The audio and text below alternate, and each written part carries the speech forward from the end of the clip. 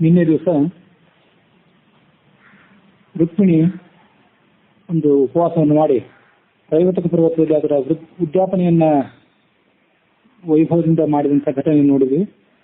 ಮತ್ತು ಆ ಉದ್ಯಾಪನದ ಅಂತಿಮ ಹಂತದಲ್ಲಿ ನಾರದರಲ್ಲಿ ಆಗಮಿಸಿ ರುಕ್ಮಿಣಿಗೆ ಪಾರಿಜಾತ ಪುಷ್ಪವನ್ನು ಕೊಟ್ಟು ರುಕ್ಮಿಣಿಯ ಸೌಭಾಗ್ಯವನ್ನ ಮತ್ತು ಅವರ ಶ್ರೇಷ್ಠತ್ವವನ್ನೆಲ್ಲ ವರ್ಣನೆ ಮಾಡಿದಂಥ ಘಟನೆಯನ್ನು ನೋಡಿದೆವು.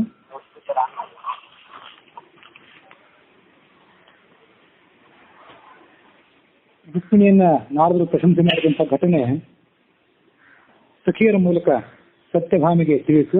ಆಕೆ ಸಿಟ್ಟು ಮಾಡಿಕೊಂಡು ಬಿಳಿಯ ವಸ್ತ್ರವೊಂದನ್ನು ಧರಿಸಿ ಮತ್ತೊಂದು ವಸ್ತ್ರವನ್ನು ತನ್ನ ಹಣೆಗೆ ಕಟ್ಟಿಕೊಂಡು ಕೋಪಾಕಾರವನ್ನು ಸಿಟ್ಟಿನ ಮನೆಯನ್ನು ಪ್ರವೇಶ ಮಾಡಿದಳು ಅನ್ನೋ ಘಟನೆ ಅನ್ನುವಲ್ಲಿಗೆ ಹರಿವಂಶದ ವಿಷ್ಣು ಪರ್ವದ 65ನೇ ಅಧ್ಯಾಯ ಮುಗಿದಿತ್ತು. ಮೊದಲೇ ಹೇಳಿದಂತೆ ಆ ವ್ರತದ ರುಕ್ಮಿಣಿ ಮಾಡಿದಂತಹ ವ್ರತದ ಉದ್ಯಾಪನೆ, ಸತ್ಯಭಾಮಿಗೆ ಸಿಟ್ಟು ಬಂದಂಥ ಘಟನೆ ಇತ್ಯಾದಿಗಳು ಇರೋದು ಹರಿವಂಶದಲ್ಲಿ ಅಷ್ಟೇ. ಭಾಗವತದಲ್ಲಿ ಆ ಘಟನೆ ಇಲ್ಲ. ತಾತ್ಪರ್ಯ ನಿರ್ಣಯದಲ್ಲಿ ಸತ್ಯಭಾಮಿಗೆ ಸಿಟ್ಟು ಮಾಡಿಕೊಂಡಂತ ಘಟನೆ ಇದೆ. ಆದರೆ ಆ ಸಿಟ್ಟಿಗೆ ಹಿನ್ನೆಲೆಯಾದಂಥ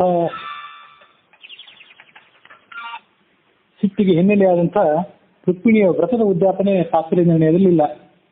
ತಾತ್ಪರ್ಯ ನಿರ್ಣಯದಲ್ಲಿ ಒಂದು ಪ್ರತ್ಯೇಕವಾದಂಥ ಘಟನೆ ಇದೆ, ಧನ್ಯಾಶ್ಚರ್ಯ ಉಪಾಖ್ಯಾನ ಅಂತ ಹೇಳಿ. ಅದೇ ರೈವತಕ ಪರ್ವತದಲ್ಲೇ ಪ್ರದೇಶ ಅದೇ, ಅದರ ಸಂದರ್ಭ ಅಷ್ಟೇ ಬೇರೆ. ಆ ರೈವತಕ ಪರ್ವತದಲ್ಲಿ ಪಾಂಡವರು ಮೊದಲಾದಂತಹ ಸಕಲ ರಾಜರು ಸೇರಿದಂತಹ ಸಂದರ್ಭದಲ್ಲಿ ನಾರದ ಆಗಮಿಸಿ ಕೃಷ್ಣನನ್ನ ನೀನೇ ಸರ್ವೋತ್ತಮ, ನೀನೇ ಸರ್ವಶ್ರೇಷ್ಠ ಅಂತ ಪ್ರಶಂಸೆ ಮಾಡಿದ ಘಟನೆ ಇದೆ. ಪ್ರಶಂಸೆ ಮಾಡಿ ರುಕ್ಮಿಣಿಗೆ ಪಾರಿಜಾತ ಪುಷ್ಪವನ್ನು ಕೊಟ್ಟರು ಅಂತಿದೆ. ಆದರೆ ಆಕೆ ಮಾಡಿದಂತಹ ವ್ರತವಾಗಲಿ ವ್ರತದ ಉದ್ಯಾಪನ ಸಂದರ್ಭವಾಗಲಿ ಅಲ್ಲಿ ತಾತ್ಪರ್ಯ ನಿರ್ಣಯದಲ್ಲಿ ವರ್ಣಿತ ಆಗಿಲ್ಲ. ಆದರೆ ನಾರದರು ಪಾರಿಜಾತ ಪುಷ್ಪವನ್ನು ಕೊಟ್ಟಂತಹ ಘಟನೆ ಮತ್ತು ರುಕ್ಮಿಣಿಯನ್ನು ಪ್ರಶಂಸೆ ಮಾಡಿದಂಥ ಘಟನೆ ಸತ್ಯಭಾಮಿಗೆ ತಿಳಿದು ಆಕೆ ಸಿಟ್ಟು ಮಾಡಿಕೊಂಡ್ರು ಅನ್ನೋ ಘಟನೆ ತಾತ್ಪರ್ಯ ನಿರ್ಣಯದಲ್ಲಿ ಕೂಡ ಸಮಾನವಾಗಿದೆ. ವ್ರತ ಮತ್ತು ವ್ರತದ ಉದ್ಯಾಪನೆ ಒಂದು ಘಟನೆ ಮಾತ್ರ ತಾತ್ಪರ್ಯ ನಿರ್ಣಯದಲ್ಲಾಗಲಿ ಭಾಗವತದಲ್ಲಾಗಲಿ ಇಲ್ಲ. ಅದರ ಬಳಿಕ ಹರಿವಂಶದ 66ನೇ ಅಧ್ಯಾಯದಲ್ಲಿ ಕೃಷ್ಣ ಸತ್ಯಭಾಮಿಯನ್ನ ಸಮಾಧಾನಗೊಳಿಸಿದ್ದು ನಾವು ನೋಡ್ತೇವೆ. ರುಕ್ಮಿಣಿಯ ಜೊತೆ ನಾರದರು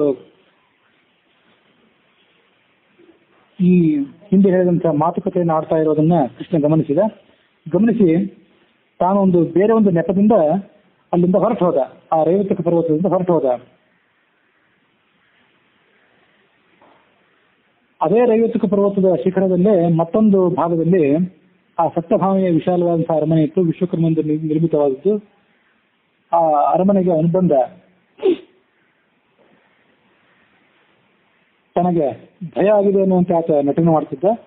ಮತ್ತು ತನಗೆ ದಾರಿ ತೋರಿಸಲಿಕ್ಕೆ ಬಂದಿರ್ತಕ್ಕಂಥ ಸೇವಕನನ್ನ, ತನ್ನ ಪರಿಚಾರಕನನ್ನ ಬಾಗಿಲ ಬಳಿಯಲ್ಲಿ ನಿಲ್ಲಕ್ಕೆ ಹೇಳಿ ಆ ನಾರದರನ್ನ ಸತ್ಕಾರ ಮಾಡುವ, ಅವರಿಗೆ ಉಪಚಾರ ಮಾಡುವ ಕೆಲಸದಲ್ಲಿ ಪ್ರದ್ಯುಮ್ನನ್ನು ನೇಮಿಸಿ ತಾನು ಸತ್ಯಭಾಮೆಯ ಅರಮನೆಗೆ ಪ್ರವೇಶ ಮಾಡಿದ.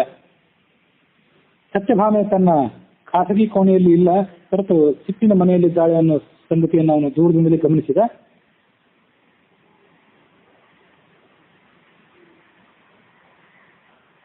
ಬಾರಿಗೂ ಆಕೆ ನಿಟ್ಟುಸಿರು ಬಿಡ್ತಿದ್ಲು, ಕೆಲವೊಮ್ಮೆ ಹುಚ್ಚರಂತೆ ನಗುತ್ತಿದ್ಲು, ಮತ್ತೊಮ್ಮೆ ಅಳುತ್ತಿದ್ಲು. ಇಂಥ ವಿಚಿತ್ರವಾದಂತಹ ಸೇರಿ ಇದ್ದಂತಹ ಸತ್ಯಭಾಮೆಯನ್ನು ಅವನು ನೋಡಿ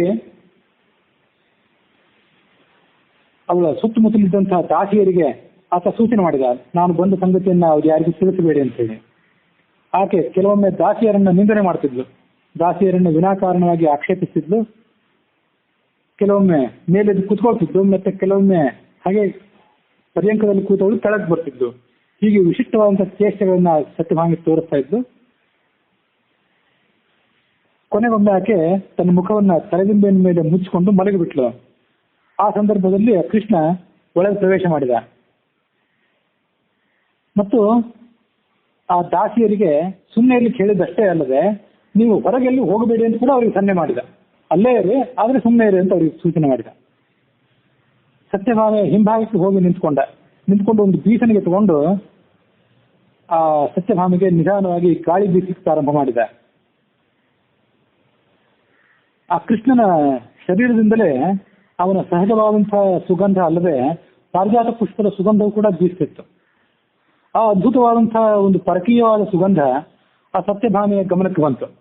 ಆಕೆ ಇದೇನು ಅಂತ ತನ್ನ ಸುತ್ತಮುತ್ತಿದ್ದಂತಹ ದಾಸಿಯರನ್ನು ಕೇಳಿದ್ಲು. ಆಗ ಆ ದಾಸಿಯರು ಯಾರು ಕೂಡ ಉತ್ತರ ಕೊಡಲಿಲ್ಲ. ಕೃಷ್ಣ ಅವರಿಗೆ ಮೊದಲೇ ಸೂಚನೆ ಕೊಟ್ಟಿದ್ದ, ಏನು ಉತ್ತರ ಕೊಡಬೇಡಿ ಅಂತ ಹೇಳಿ. ಅವರೆಲ್ಲರೂ ಕೂಡ ತಮ್ಮ ತಲೆಯನ್ನು ತಗ್ಗಿಸಿ ಸುಮ್ಮನೆ ಕೂತು ಬಿಟ್ರು. ಆಗ ಕೃಷ್ಣ ಅವಳ ಹಿಂಭಾಗದಲ್ಲಿ ಇದ್ದುದರಿಂದ ಕೃಷ್ಣ ಅವಳ ಗಮನಕ್ಕೆ ಬರಲಿಲ್ಲ. ಭೂಮಿಯಿಂದ ಎಲ್ಲೋ ಒಂದು ಕಡೆ ಇಂತಹ ದಿವ್ಯವಾದಂತಹ ಸುಗಂಧ ಬರ್ತಿರ್ಬೇಕು, ಭೂಮಿಯ ಗುಣ ಇದು, ಆದ್ರೆ ಎಲ್ಲಿಂದ ಬರ್ತಿದೆ ಅಂತ ಗೊತ್ತಿಲ್ಲ ಅಂತ ಆಕೆ ಆಲೋಚನೆ ಮಾಡಿ ಸುತ್ತಮುತ್ತಲ ಎಲ್ಲ ಕಡೆ ಅದಕ್ಕಾಗಿ ತನ್ನ ದೃಷ್ಟಿಯನ್ನು ಹರಿಸಿದ್ಲು. 4 ಕಡೆ ದೃಷ್ಟಿಯನ್ನು ಹರಿಸಿದಾಗ ಹಿಂಭಾಗದಲ್ಲಿ ತನ್ನ ಪತಿಯಾದಂತಹ ಕೃಷ್ಣ ಇದ್ವನ್ನು ಆಕೆ ನೋಡಿಬಿಟ್ಲು. ಅವನನ್ನು ನೋಡಿದ ಕೂಡಲೇ ಅವಳ ಕಣ್ಣಲ್ಲಿ ನೀರು ತುಂಬಿಕೊಳ್ತು. ಸರಿಯಾಗೇ ಇದೆ ಅಂತ ಹೇಳಿದ್ಲು ಅವಳು. ನಿನ್ನ ಶರೀರದಿಂದ ಸುಗಂಧ ಬರ್ತಿದೆಯಲ್ಲ, ಪಾರಿಜಾತ ಸುಗಂಧ, ಅದು ಸರಿಯಾಗೇ ಇದೆ, ಯುಕ್ತವಾಗಿದೆ ಅದು ಅಂತ ಅವನನ್ನ ವ್ಯಂಗ್ಯವಾಗಿ ಆಕ್ಷೇಪಿಸಿದ್ಲು. ವ್ಯಂಗ್ಯವಾಗಿ ಆಕ್ಷೇಪಿಸಿದ್ರು ಕೂಡ ಪ್ರಣಯಪೂರ್ವಕವಾಗಿ ಕೃಷ್ಣನಿಗೆ ಆ ಮಾತನ್ನು ಆಕೆ ಹೇಳಿದ್ರು ಕೂಡ ಅವಳ ಮನಸ್ಸೆಲ್ಲ ಕೋಪ ಮತ್ತು ಚಿಂತೆಯ ಸಾಗರದಲ್ಲಿ ಮುಳುಗಿರುವಂತೆ ಕಾಣಿಸ್ತಿತ್ತು. ಅವಳ ತುಟಿಗಳು ಅದರ್ತಾ ಇದ್ವು. ಕೊನೆಗೆ ಆ ಕೃಷ್ಣ ಏನು ಮಾತನಾಡದೇ ಇದ್ದಾಗ, ಶೋಭಿಸಿ, ನೀನು ಬಹಳವಾಗಿ ಶೋಭಿಸ್ತಾ ಇದ್ದೆ, ಪಾರಿಜಾತ ಪುಷ್ಪದ ಸುಗಂಧ ನಿನಗೆ ಬಹಳ ಶೋಭೆಯನ್ನು ತಂದು ಕೊಡ್ತಾ ಇದೆ ಅಂತ ಕೃಷ್ಣನಿಗೆ ಆಕೆ ಮತ್ತೊಂದು ವ್ಯಂಗ್ಯದ ಬಾಣವನ್ನ ಬಿಟ್ಟಳು. ಇಷ್ಟು ಮಾತನ್ನು ಹೇಳಿದ ಮೇಲೆ ಆಕೆ ಕಣ್ಣಿನಿಂದ ಕಣ್ಣೀರು ಕೆಳಗೆ ಹರಿಲಿಕ್ಕೆ ಪ್ರಾರಂಭ ಆಯಿತು. ಅದನ್ನು ನೋಡಿದ ಕೂಡಲೇ ಕೃಷ್ಣ ಅವಸರದಿಂದ ಅವಳು ಕುಳಿದಿದ್ದಂತಹ ಮಂಚದ ಮೇಲೇರಿ ಬಂದು ಅವಳ ಕಣ್ಣಿನಿಂದ ಉಳಿದಂತಹ ಕಣ್ಣಿನ ಬಿಂದುಗಳನ್ನ ನೆಲಕ್ಕೆ ಬೀಳದಂತೆ ತಡೆದ. ತನ್ನ ಬೊಗಸೆಯಲ್ಲಿ ಅದನ್ನು ಹಿಡ್ಕೊಂಡು ಅವಳಿಗೆ ಹೇಳಿದ, ಪ್ರವತಿ ಅಸಿತ ಪತ್ರಾಕ್ಷಿ ಕಿಮರ್ಥಂ ತವ ಭಾಮಿನಿ ತೋಯಂ ಸುಂದರಿ ನೇತ್ರಾಭ್ಯಾಂ ಪುಷ್ಕರಾಭ್ಯಾಂ ವಿವೋದಕಂ. ಕಮಲ ಪುಷ್ಪಗಳಿಂದ ನೀರು ಸುರಿಯುವಂತೆ ನಿನ್ನ ಕಣ್ಣಿನಿಂದ ನೀರು ಸುರಿತಾ ಇದೆ, ಇದಕ್ಕೇನು ಕಾರಣ? ಪ್ರಭಾತೆ ಪೂರ್ಣಚಂದ್ರಸ್ಯ ಮಧ್ಯಾಹ್ನೇ ಪಂಚದಶ್ಯ ಚ ಬಿಭರ್ತಿ ಕಿಂ ವಕ್ತ್ರಂ ವಪುಃ ತವ ಮನೋಹರೇ. ಚಂದ್ರ ಸಾಯಂಕಾಲದಲ್ಲಿ ತನ್ನ ಕಾಂತಿಯಿಂದ ಕಂಗೊಳಿಸ್ತಿರ್ತಾನೆ, ಆದರೆ ಪ್ರಾತಃ ಕಾಲದಲ್ಲಿ ಆತ ತನ್ನ ಬೆಳದಿಂಗಳನ್ನು ಕಳ್ಕೊಂಡಿರ್ತಾನೆ. ಹಾಗೆ ಪ್ರಾತಃ ಕಾಲದ ಚಂದ್ರನಂತೆ ಇವತ್ತು ನಿನ್ನ ಶರೀರ ಬಾಡಿ ಹೋಗಿದೆ, ಮಧ್ಯಾಹ್ನ ಕಾಲದ ಬಿರು ಬಿಸಿಲಿಗೆ ಒಣಗಿದಂಥ ಕಮಲದಂತೆ ನಿನ್ನ ಮುಖ ಒಣಗಿ ಹೋಗಿದೆ. ನಿನಗೆ ಪ್ರಿಯವಾದಂಥ ಪೀತಾಂಬರವನ್ನು ನೀನೇ ಕುತ್ಕೊಂಡಿಲ್ಲ, ಈ ಬಿಳಿಯ ಸಾಧಾರಣವಂತ ಸೀರೆಯನ್ನೇ ಕುತ್ಕೊಂಡಿದ್ದೆ. ನಿನಗೆ ಇಷ್ಟವಾದಂಥ ಯಾವ ಆಭರಣಗಳನ್ನು ಧರಿಸ್ಕೊಂಡಿಲ್ಲ, ಹುಬ್ಬು ಗಂಟಿಕ್ಕಿದ್ದೆ, ಇದಕ್ಕೇನು ಕಾರಣ? ಯಾವ ಕಾರಣದಿಂದ ನಿನ್ನ ಮುಖದ ಕಾಂತಿ ಕಳೆದು ಹೋಗಿದೆ? ಕಣ್ಣೀರು ಸುರಿಸ್ತಾ ಇದ್ದೀಯ ಏಕೆ? ಇದೆಲ್ಲ ಕಾರಣಗಳನ್ನ ನಿನ್ನ ತಿಳಿಸು, ನಿನ್ನ ಅಳುವನ್ನು ಸಾಕು ಮಾಡು. ನಾನು ಯಾವತ್ತಿಗೂ ಕೂಡ ನಿನ್ನವನೇ ಅಂತಲೇ ಜಗತ್ತಿನೆಲ್ಲ ಪ್ರಸಿದ್ಧಿ ಇದೆ, ಅಷ್ಟೇ ಅಲ್ಲ ನಿನ್ನ ಸೇವಕ ಅಂತ ಪ್ರಸಿದ್ಧಿ ಇದೆ. ಅದನ್ನೆಲ್ಲ ಗಮನಕ್ಕೆ ತಂದ್ಕೋ. ಹಿಂದಿನಂತೆ ನಾನು ಯಾವತ್ತು ನಿನ್ನ ಅರಮನೆಗೆ ಬಂದ ಕೂಡಲೇ ನೀನು ನನಗೆ ಆಜ್ಞೆ ಮಾಡ್ತಿದ್ದೆ, ಇಂಥ ಕೆಲಸ ಆಗಬೇಕು, ಅಂಥ ಕೆಲಸ ಆಗಬೇಕು ಇತ್ಯಾದಿ ರೂಪವಾಗಿ. ಇವತ್ತು ಮಾತ್ರ ನೀನು ಯಾವ ಆಜ್ಞೆನೂ ಮಾಡ್ತಾ ಇಲ್ಲ. ನಾನು ಏನು ಅಪರಾಧ ಮಾಡಿದ್ದೇನೆ? ಯಾವ ಅಪರಾಧಕ್ಕಾಗಿ ನೀನು ನನ್ನನ್ನು ಹೀಗೆ ಖೇದಗೊಳಿಸ್ತಿದ್ದೆ? ಮನಸಾ ನಾತಿಕರಾಮಿ, ಕರ್ಮಣಾ ನಾತಿಕರಾಮಿ, ವಾಚಾ ನಾತಿಕರಾಮಿ. ನಾನು ನಿನ್ನ ವಿವಾಹ ಕಾಲದಲ್ಲೇ ನಿನಗೆ ನಾನು ಧರ್ಮ ಅರ್ಥ ಕಾಮಗಳಲ್ಲಿ ನಿನ್ನನ್ನು ಮೀರೋದಿಲ್ಲ, ಮನಸ್ಸಿನಿಂದಾಗಲಿ ಕರ್ಮದಿಂದಾಗಲಿ ಮಾತಿನಿಂದಾಗಲಿ ನಿನ್ನನ್ನು ನಾನು ಮೀರೋದಿಲ್ಲ ಅಂತ ಮಾತು ಕೊಟ್ಟಿದ್ದೆ. ಅದನ್ನು ಜೀವನದಲ್ಲಿ ಯಾವತ್ತೂ ಕೂಡ ನಡೆಸಿಕೊಟ್ಟಿದ್ದೆ. ಆ ಮಾತುಗಳನ್ನು ಮತ್ತೊಮ್ಮೆ ಇವತ್ತು ನಾನು ಸ್ಮರಿಸಿ ಇವತ್ತು ನಿನಗೆ ಹೇಳ್ತಿದ್ದೇನೆ. ನನ್ನ ಉಳಿದೆಲ್ಲ ಪತ್ನಿಯರು ಏನಿದ್ದಾರೆ ಅವರೆಲ್ಲರೂ ನನ್ನ ಪ್ರೀತಿಯನ್ನ ಪಡೆದವರಾದರೂ ಕೂಡ ನಿನಗೆ ಯಾವ ವಿಶೇಷವಾದಂಥ ಪ್ರೇಮವಾಗಲಿ ಆದರವಾಗಲಿ ದೊರೆತಿದೆ, ಅವರನ್ನು ನಾನು ಅವರಿಗೆ ಆ ಪ್ರೀತಿಯನ್ನು ಕೊಟ್ಟಿಲ್ಲ. ನೈವಂ ತ್ವಾಂ ಮದನೋ ಜಸ್ಯಾನ್ ಮೃತೇಪಿ ಮೈ ಮಾಮಕಃ ಇತಿ ಮೇ ನಿಶ್ಚಿತಂ ವಿದ್ಧಿ ತೇಜ ಸುರಸುತೋಪಮೆ. ನಾನು ನಿನ್ನಲ್ಲಿ ಯಾವ ವಿಧವಾದಂಥ ಪ್ರೇಮ ಅಥವಾ ಕಾಮವನ್ನು ಇಟ್ಟಿದ್ದೇನೆ, ಆ ಪ್ರೇಮ ಅಥವಾ ಕಾಮ ಎಂದೂ ನಿನ್ನನ್ನು ಬಿಟ್ಟು ಹೋಗಲಾರದು. ನಾನು ಒಂದು ವೇಳೆ ಸತ್ತರೂ ಕೂಡ ಮೃತೇಪಿ ಮೈ ಮಾಮಕಃ, ನಾನು ಒಂದು ವೇಳೆ ಸತ್ತರೂ ಕೂಡ ನಾನು ನಿನ್ನ ಮೇಲೆ ಇಟ್ಟಿರುವಂಥ ಪ್ರೇಮವಾಗಲಿ ಕಾಮವಾಗಲಿ ಇದು ನಿನ್ನನ್ನು ಬಿಟ್ಟು ಹೋಗೋದಿಲ್ಲ. ಹಾಗಿರುವಾಗ ಈ ಮಾತನ್ನು ನೀನು ಮತ್ತೊಮ್ಮೆ ಮನಗಂಡು ನಿನ್ನ ಅಸಮಾಧಾನಕ್ಕೆ ಕಾರಣವನ್ನು ನನಗೆ ತಿಳಿಸು.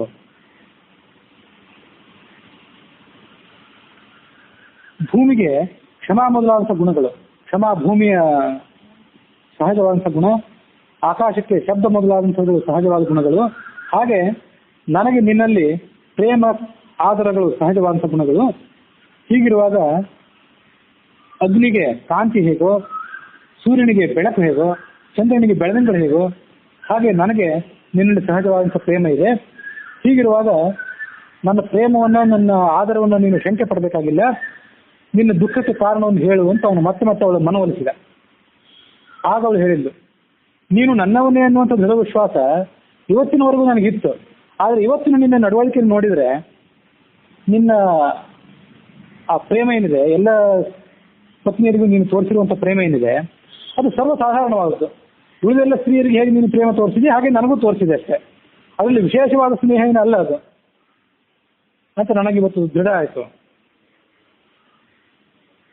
ಈ ಜಗತ್ತೇನು ಅಶಾಶ್ವತವಾದದ್ದು, ಇದು ನಿತ್ಯವಲ್ಲ ಅಂತ ಜಗತ್ ಅಂತ ಏನು ಶಾಸ್ತ್ರಗಳಲ್ಲಿ ವರ್ಣಿತವಾಗಿದೆ, ಅದೆಲ್ಲವೂ ಸತ್ಯ ಅಂತ ನನಗೆ ಇವತ್ತು ಮನವರಿಕೆ ಆಯಿತು. ನಾನು ಬದುಕಿರೋ ತನಕನೂ ನೀನು ನನಗೆ ಆತ್ಮಪ್ರಾಯನಾದವನು, ನೀನೇ ನನ್ನ ಆತ್ಮ, ಜೀವನದ ಸಂಗಾತಿ, ಸಹಾಯಕ ಅಂತೆಲ್ಲ ಭಾವಿಸಿದ್ದೆ ನಾನು. ಆದರೆ ಇವತ್ತು ನಾನು ನಿನಗೆ ಜೀವನದ ಸಂಗಾತಿ ಆಗಿದ್ದಕ್ಕೆ ಅಯೋಗ್ಯಳು, ನನ್ನ ಜೀವನ ವ್ಯರ್ಥ ಅನ್ನೋದನ್ನು ಮನವರಿಕೆ ಮಾಡಿಕೊಂಡೆ. ವಾಂಗ್ಮಾತ್ರಮೇವ ಪಶ್ಯಾಮಿ ಮಾಧುರ್ಯಂ ಸಂಪ್ರಯುಜ್ಯತೆ ಮೈ ಸ್ನೇಹಶ್ಚ ಕೃತಕಃ ಸವಾನ್ಯತ್ರ ನ ಕೃತ್ರಿಮಃ. ನಾನು ಬಹಳ ದಿವಸದಿಂದ ಇದನ್ನ ಗಮನಿಸ್ತಾ ಇದ್ದೇನೆ. ನೀನು ಮಾತಿನಲ್ಲಿ ಮಾತ್ರ ಜೇನನ್ನು ಸುರಿಸ್ತಾ ಇದ್ದಿ, ಆದರೆ ನಿನ್ನ ಹೃದಯ ಬಹಳ ಕೃತಕವಾದದ್ದು. ರುಜುಸ್ವಭಾವಾಂ ಭಕ್ತಾಂಚ ಸರ್ವದಾ ಪುರುಷೋತ್ತಮ ಅವಜಾನಾಸಿ ಜಾನನ್ಮಾಂ ಕೈತವೀಂ ವೃತ್ತಿಮಾಸ್ಥಿತಃ. ನಾನು ಸರಳ ಸ್ವಭಾವದವಳು, ಮುಗ್ಧ ಸ್ವಭಾವದವಳು, ಲೋಕದ ರೀತಿ ನೀತಿಗಳು ನನಗೆ ಗೊತ್ತಿಲ್ಲ. ನಾನು ಎಂಥ ಸ್ವಭಾವದವಳು, ಯಾವ ರೀತಿಯಾಗಿ ಮುಗ್ಧ ಸ್ವಭಾವದವಳು ಅನ್ನೋ ಸಂಗತಿಯೆಲ್ಲ ನನಗೆ ಗೊತ್ತಿದೆ. ಆದರೆ ನೀನು ನನ್ನ ಸರಳವಾದಂಥ ಸ್ವಭಾವವನ್ನು, ನನ್ನ ಮುಗ್ಧ ಸ್ವಭಾವವನ್ನು ನೀನು ದುರುಪಯೋಗ ಮಾಡ್ಕೊಂಡಿದ್ದಿ, ನನಗೆ ವಂಚನೆ ಮಾಡ್ತಿದ್ದಿ.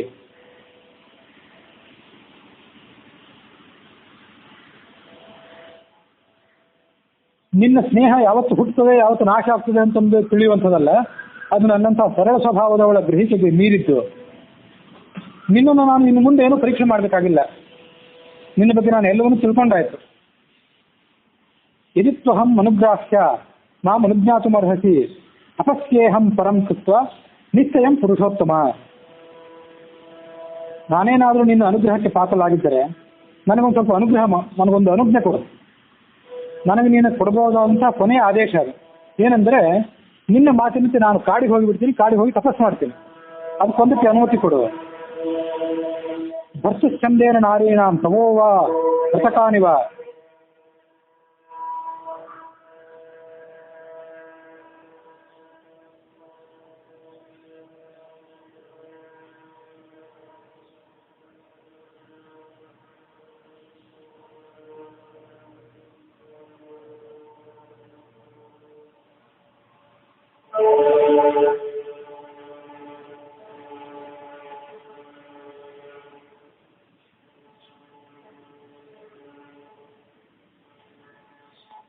ಸ್ತ್ರೀಯಾದವಳು ಏನೇ ವ್ರತ ಮಾಡಿದ್ರು ಕೂಡ ಪತಿಯ ಇಚ್ಛೆಗನುಸಾರವಾಗಿ, ಅವನ ಸಮ್ಮತಿಗನುಸಾರವಾಗಿ ಅದನ್ನು ಮಾಡಬೇಕು.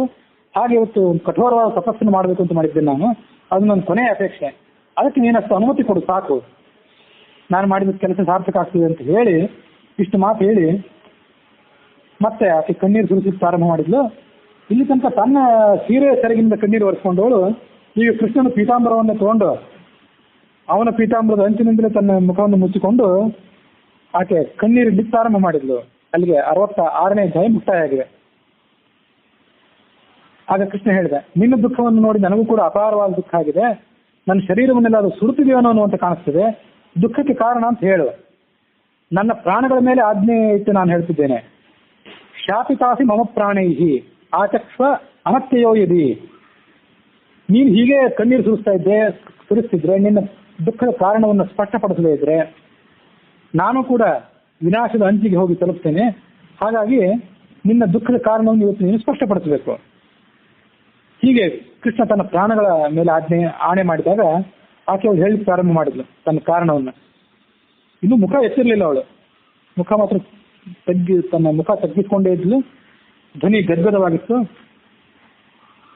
ನಿನ್ನ 16,108 ಜನ ಸ್ತ್ರೀಯರಲ್ಲಿ ಎಲ್ಲರಲ್ಲೂ ಕೂಡ ನಾನೇ ಅತಿ ಶ್ರೇಷ್ಠಳು ಅನ್ನುವಂಥ ಸೌಭಾಗ್ಯವನ್ನು ನೀನು ನನಗೆ ಕೊಟ್ಟಿದ್ದಿ. ಈ ಮಾತು ಬರೀ ನಮ್ಮಿಬ್ಬರಿಗೆ ಮಾತ್ರ ಗೊತ್ತಿದ್ದಲ್ಲ, ಜಗತ್ತಿನ ಎಲ್ಲರಿಗೂ ಗೊತ್ತಿತ್ತು. ಹಾಗಾಗಿ ನಾನು ಯಾವತ್ತೂ ತಲೆ ಎತ್ತಿ ನಡೀತಿದ್ದೆ, ಗರ್ವದಿಂದ ಅಭಿಮಾನದಿಂದ ನಾನು ಸಂಚಾರ ಮಾಡ್ತಿದ್ದೆ. ಮತ್ತು ನನ್ನ ಅತ್ತೆಯಾದಂಥ ದೇವಕಿಯು ಕೂಡ 16,108 ಜನ ಎಲ್ಲ ಪತ್ನಿಯರಲ್ಲೂ ಕೂಡ ವಿಶೇಷವಾದ ಸ್ಥಾನಮಾನವನ್ನು ನನಗೆ ಕೊಟ್ಟಿದ್ಲು. ಆದರೆ ಇವತ್ತು ನಾರದರು ರುಕ್ಮಿಣಿಯನ್ನು ಪ್ರಶಂಸೆ ಮಾಡಿದರು ಮತ್ತು ಎಲ್ಲ ಸ್ತ್ರೀಯರಲ್ಲಿ ನೀನೇ ಸೌಭಾಗ್ಯಶಾಲಿ ಅಂತ ನನ್ನನ್ನು ಹೊಗಳಿ ಬಿಟ್ರಲ್ಲ, ರುಕ್ಮಿಣಿಯನ್ನು ಹೊಗಳಿದ್ರಲ್ಲ. ಇವತ್ತು ನನ್ನ ಸ್ಥಾನ ಒಮ್ಮೆಲೆ ಕುಸಿದಿದೆ. ಹಾಗಾಗಿ ನಾನು ಉಳಿದೆಲ್ಲ ಸ್ತ್ರೀಯರ ಅಪಹಾಸ್ಯಕ್ಕೆ ಗುರಿಯಾಗಿದ್ದೇನೆ. ದಾಸಿಯರು ಇಲ್ಲಿಗೆ ಬಂದು ಅಲ್ಲಿ ನಡೆದಂಥ ಎಲ್ಲ ಸತ್ಯ ಸಮಾಚಾರವನ್ನು ನನಗೆ ತಿಳಿಸಿದ್ದಾರೆ. ನಾರದರು ಪಾರಿಜಾತ ಕುಸುಮವನ್ನು ಕೊಟ್ಟರು, ನೀನು ನಿನಗೆ ಇಷ್ಟವಾದವರಿಗೆ ಅದನ್ನು ಕೊಟ್ಟು ಬಿಟ್ಟೆ, ನನ್ನನ್ನು ತಿರಸ್ಕಾರ ಮಾಡಿದೆ. ನಮ್ಮ ದ್ವಾರಕಾ ನಗರದ ಅರಮನೆಯಲ್ಲಿರುವಂತಹ ಎಲ್ಲ ರತ್ನಗಳಿಗಿಂತಲೂ ಮಿಗಿಲಾದ ಪಾರಿಜಾತ ಪುಷ್ಪ, ಅದನ್ನು ನೀನು ರುಕ್ಮಿಣಿಗೆ ಕೊಟ್ಟು ಸ್ಪಷ್ಟಪಡಿಸಿದೆ. ಏನಂತ? ರುಕ್ಮಿಣಿಯನ್ನು ಬಿಟ್ಟು ನನಗೆ ಬೇರೆ ಯಾರು ಅತ್ಯಂತ ಪ್ರೀತಿಪಾತ್ರರು ಇಲ್ಲ ಅಂತ. ಅಷ್ಟೇ ಅಲ್ಲದೆ ನಿನ್ನ ಎದುರಿನಲ್ಲೇ, ರುಕ್ಮಿಣಿ ಎದುರಿನಲ್ಲೇ ಆ ಮಹರ್ಷಿಗಳಾದಂಥ ನಾರದರು ನಿನ್ನ ಪ್ರಿಯತಮೆಯಾದಂತಹ ರುಕ್ಮಿಣಿಯನ್ನು ಬಹಳವಾಗಿ ಹೊಗಳಿದರು. ಅದನ್ನು ನೀನು ಕೂಡ ಕೇಳಿ ಹಿಗ್ಗಿದೆ, ಮನಸಾರಿ ಹಿಗ್ಗಿದೆ. ನಾರದರು ನಿನ್ನ ಆ ಮಹಾರಾಣಿಯ ಮುಂದೆ ಸ್ತೋತ್ರ ಮಾಡಿದ್ರಲ್ಲ, ಅವಳನ್ನು ಸ್ತೋತ್ರ ಮಾಡಿದ್ರಲ್ಲ, ಆ ಸ್ತೋತ್ರ ಮಾಡುವಾಗ ದುರ್ಭಾಗ್ಯವಾದಂಥ ನನ್ನ ಹೆಸರನ್ನು ಅವ್ರು ತಗೊಂಡ್ರು. ಸತ್ಯಭಾಮಕ್ಕಿಂತಲೂ ನೀನೇ ಶ್ರೇಷ್ಠಳಾದಿ ಅಂತ ರುಕ್ಮಿಣಿಯನ್ನು ಹೊಗಳ್ಬಿಟ್ರು ಅವರು. ನೀನು ನನಗೆ ಇಷ್ಟು ತನಕ ಪ್ರೇಮದ ಮತ್ತು ಪ್ರೀತಿಯ ರಥವನ್ನು ಕುಡಿಸಿದೆ, ಈಗ ಪಶ್ಚಾತ್ತಾಪ ಪಡ್ತಾ ಇದ್ದೆ. ಯಾಕಂದ್ರೆ ನನಗಿಂತ ಪ್ರೇಯಸಿ ಆದವಳು ಆ ರುಕ್ಮಿಣಿಯ ನಿನಗೆ ಪ್ರೇಯಸಿ ಆದವಳು, ಅದನ್ನು ನೀನು ಸ್ಪಷ್ಟಪಡಿಸಿದೆ. ನಾನು ಕನಸಿನಲ್ಲೇನಾದರೂ ಇಂಥ ದೃಶ್ಯವನ್ನು ಕೊಂಡಿದ್ರು ಕೂಡ ನನಗೆ ವಿಶ್ವಾಸ ಇರ್ತಿರ್ಲಿಲ್ಲ. ಆಕಸ್ಮಿಕವಾಗಿ ಕನಸಿನಲ್ಲಿ ನಾನು ಬಿದ್ದರೂ ಬೀಳ್ಬೋದು ಇಂಥ ದೃಶ್ಯ, ಆದರೆ ನಾನು ವಿಶ್ವಾಸ ಇರ್ತಿರ್ಲಿಲ್ಲ. ಆದರೆ ನನ್ನ ದುರದೃಷ್ಟದಿಂದ ಅಂಥ ಒಂದು ಘಟನೆ ಎಲ್ಲರ ಸಮಕ್ಷಮದಲ್ಲೇ ನಡೆದು ಹೋಯ್ತಲ್ಲ. ನಾನು ಅದನ್ನು ಕೇಳಿಯೂ ಕೂಡ ತಿಳಿದೆ. ನಾರದರಿಗೆ ಏನಾದರೂ ರುಕ್ಮಿಣಿ ದೇವಿಯನ್ನು ಸ್ತೋತ್ರ ಮಾಡಬೇಕು ಅಂತ ಅಪೇಕ್ಷೆ ಇದ್ದರೆ ಮಾಡ್ಕೊಳ್ಳಿ, ಅವ್ರನ್ನ ಯಾರು ತಡೆ ಹಿಡಿತಾರೆ, ಅವ್ರು ಇಷ್ಟ ಅದು. ಆದರೆ ನಿನ್ನ ಸಾನ್ನಿಧ್ಯದಲ್ಲಿ ಅವರು ಆಕೆಯನ್ನು ಸ್ತೋತ್ರ ಮಾಡಿದ್ರಲ್ಲ, ಇದು ನನ್ನ ರೋಷಕ್ಕೆ, ದುಃಖಕ್ಕೆ ಕಾರಣ ಆಗಿದೆ. ನೀನು ನಿನ್ನ ಕಿವಿಯನ್ನ ಪೂರ್ಣವಾಗಿ ತೊಡಗಿಸಿಕೊಂಡು ನಿನ್ನ ಪ್ರಾಣವಲ್ಲದೆ ಸ್ತೋತ್ರವನ್ನು ಕೇಳ್ತಾ ಇದೆಯಲ್ಲ. ಮಾನಾರ್ಥಂ ಜೀವಿತೇ ಲೋಕೆ ಸದ್ಭಿರಿತ್ಯುಕ್ತವಾನಸಿ ತದೇವಂಸತೆ ಇಚ್ಛಾಮಿ ಜೀವಿತು ಮಾನವರ್ಜಿತ. ಸಜ್ಜನರಾದವರು, ಮಹಾತ್ಮರು ಪ್ರಪಂಚದಲ್ಲಿ ಮಾನಕ್ಕಾಗಿ, ಮರ್ಯಾದೆಗಾಗಿ ಬದುಕಬೇಕು ಅಂತ ನೀನೇ ಮೇಲಿಂದ ಹೇಳ್ತಿರ್ತಿ. ಅಂಥ ಸಂದರ್ಭದಲ್ಲಿ ಈಗ ನಾನು ನಿನ್ನ ಪತ್ನಿಯಾದಂಥ ನಾನು ನನ್ನ ಮಾನವನ್ನು ಕಳ್ಕೊಂಡಿದ್ದೇನೆ. ಮಾನವನ್ನು ಕಳ್ಕೊಂಡ ಮೇಲೆ ನಾನು ಇನ್ನು ಯಾತಕ್ಕಾಗಿ ಬದುಕಿರಬೇಕು? ಹಾಗಾಗಿ ನೀನು ನನಗೆ ಅನುಮತಿ ಕೊಡು. ಯಾರ ಕಡೆಯಿಂದ ನನಗೆ ರಕ್ಷಣೆ ಇತ್ತೋ ಆ ಪತಿಯ ಕಡೆಯಿಂದ ನನಗೆ ಇವತ್ತು ರಕ್ಷಣೆ ಸಿಗ್ತಿಲ್ಲ. ನನ್ನ ಮಾನ, ನನ್ನ ಸ್ಥಾನ ಯಾವುದು ಕೂಡ ಇವತ್ತು ರಕ್ಷಿತವಾಗಿಲ್ಲ. ನಾನು ಯಾವ ಗತಿಯನ್ನು ಹೊಂದಬೇಕು ಇನ್ನು ಮುಂದೆ? ಚಂದ್ರ ಅಸ್ತಂಗತನಾದ್ರೆ ಕೆನ್ನೈದಿಲೆ ಪುಷ್ಪ ಹೇಗೆ ಬಾಡಿ ಹೋಗ್ತದೋ ಹಾಗೆ ನಾನು ಕೂಡ ಇವತ್ತು ಬಾಡಿ ಹೋಗಬೇಕು. ಇವತ್ತಿನ ತನಕ ನಿನಗೆ ಪರಮ ಪ್ರಿಯಳಾಗಿದ್ದೆ ನಾನು, ಇವತ್ತು ಅಪ್ರಿಯಳಾಗಿಬಿಟ್ಟಿದ್ದೇನೆ. ಹಾಗಿರುವಾಗ ನಾನು ಇನ್ನು ಈ ದ್ವಾರಕಾ ನಗರದಲ್ಲಿ ಹೇಗೆ ಸಂಚಾರ ಮಾಡಲಿ? ನಿನ್ನಿಂದ ರಹಿತರಾಗಿ ನಾನು ಸಂಚಾರ ಮಾಡಬೇಕು. ಎಲ್ಲಿ ಹೋದರೂ ನಿಂದೇ ನೆನಪು ಬರ್ತದೆ. ರೈವತ ಪರ್ವತಕ್ಕೆ ನಾನು ವಿಹಾರಕ್ಕೆ ಹೋದರೆ ಅಲ್ಲಿಯೂ ಕೂಡ ನಿನ್ನದೇ ನೆನಪು. ಕೋಗಿಲೆ ಧ್ವನಿಯನ್ನು ಕೇಳಿದಾಗ ನಿನ್ನದೇ ನೆನಪು. ಚಂದ್ರನನ್ನು ನೋಡಿದಾಗ ನಿನ್ನದೇ ನೆನಪು. ಪುಷ್ಪಗಳ ಸುಗಂಧವನ್ನು ನಾನು ಸೇವಿಸಿದಾಗ ಮತ್ತೆ ನಿನ್ನದೇ ನೆನಪು. ಸಮುದ್ರದಲ್ಲಿ ಜಲಕ್ರೀಡೆಗೆ ಹೋದರೆ ನಿನ್ನದೇ ನೆನಪು. ಹೀಗಿರುವಾಗ ಸಮುದ್ರದ ಕಡೆ ನಾನು ದೃಷ್ಟಿ ಹೇಗೆ ಹಾಯಿಸಲಿ? ಪುಷ್ಪಗಳ ಸುಗಂಧವನ್ನು ನಾನು ಅನುಭವಿಸೋದು ಹೇಗೆ? ಇದು ನನಗೆಲ್ಲ ಮತ್ತೆ ಈಗ ಬರಡಾಗಿ ಕಾಣ್ತಿದೆ. ನೀನು ಹಿಂದೆ ಅನೇಕ ಬಾರಿ ಸತ್ರಾಜಿತ ಕುಮಾರಿ, ನಿನಗಿಂತ ಪ್ರಿಯಳಾದ ಸ್ತ್ರೀ ನನಗೆ ಜಗತ್ತಿನಲ್ಲಿ ಬೇರೆ ಯಾರೂ ಇಲ್ಲ, ಚೆನ್ನಾಗಿ ಇದನ್ನು ಮನವರಿಕೆ ಮಾಡ್ಕೊ ಅಂತ ಹೇಳ್ತಿದ್ದೆ. ಆ ಮಾತನ್ನು ಇವತ್ತು ಯಾರು ನೆನಪು ಮಾಡ್ಕೋಬೇಕು? ನಾನಂತೂ ನೆನಪು ಮಾಡ್ಕೊಳ್ಳೋ ಹಾಗಿಲ್ಲ. ಮಾಡ್ಕೊಂಡು ಅದಕ್ಕೆ ಉಪಯೋಗ ಏನಿದೆ? ಅಥವಾ ಬೇರೆ ಯಾರಾದರೂ ಉಳಿದ ಸ್ತ್ರೀಯರು, ದಾಸಿಯರು ಯಾರಾದರೂ ಅದನ್ನು ನೆನಪು ಮಾಡ್ಕೊಳ್ಳುವಂತೆ ಇದ್ದಾರೇನು? ನಿನ್ನ ತಿರಸ್ಕಾರಕ್ಕೆ ನಾನು ಒಳಗಾದ ಮೇಲೆ ನನ್ನ ಅತ್ತೆ ಆಗಲಿ, ನನ್ನ ದಾಸಿಯರಾಗಲಿ, ಸವತಿಯರಾಗಲಿ, ಈ ನಗರದ ಉಳಿದ ಪೌರರಾಗಲಿ ನನ್ನ ಬಗ್ಗೆ ಏನು ತಿಳಿತಾರೆ? ನನ್ನನ್ನು ನೀನು ಉಳಿದವ್ರಿಗಿಂತ ಉತ್ಕೃಷ್ಟಳು ಅಂತ ಭಾವಿಸೋದು ಆ ಕಡೆ ಇರಲಿ, ಉಳಿದವರಿಗೆ ಸಮಾನಳು ಅಂತ ಕೂಡ ನೀನು ನನ್ನನ್ನು ಭಾವಿಸ್ತಿಲ್ಲ ಅಂದ್ಲವಳು. ಪದ್ಮಪುರಾಣದಲ್ಲಿ ಇನ್ನೊಂದು ಘಟನೆ ಇದೆ. ರುಕ್ಮಿಣಿಗೆ ಕೃಷ್ಣ ಕೊಟ್ಟ ಪಾರಿಜಾತ ಪುಷ್ಪವನ್ನು ಅಂತಿದೆಯಲ್ಲ, ಆ ರುಕ್ಮಿಣಿಗಲ್ಲದೆ ಉಳಿದ ಸ್ತ್ರೀಯರಿಗೂ ಕೊಟ್ಟ, ಸತ್ಯಭಾಮಿ ಒಬ್ಬಳಿಗೆ ಕೊಡಲಿಲ್ಲ, ಅವಳಲ್ಲಿ ಇರಲಿಲ್ಲ ಅಂತ ಪದ್ಮಪುರಾಣದಲ್ಲಿದೆ. ಹಾಗಾಗಿ ಆ ಘಟನೆಗೆ ಸ್ವಲ್ಪ ರೋಚಕತೆ ಇನ್ನೂ ಹೆಚ್ಚು.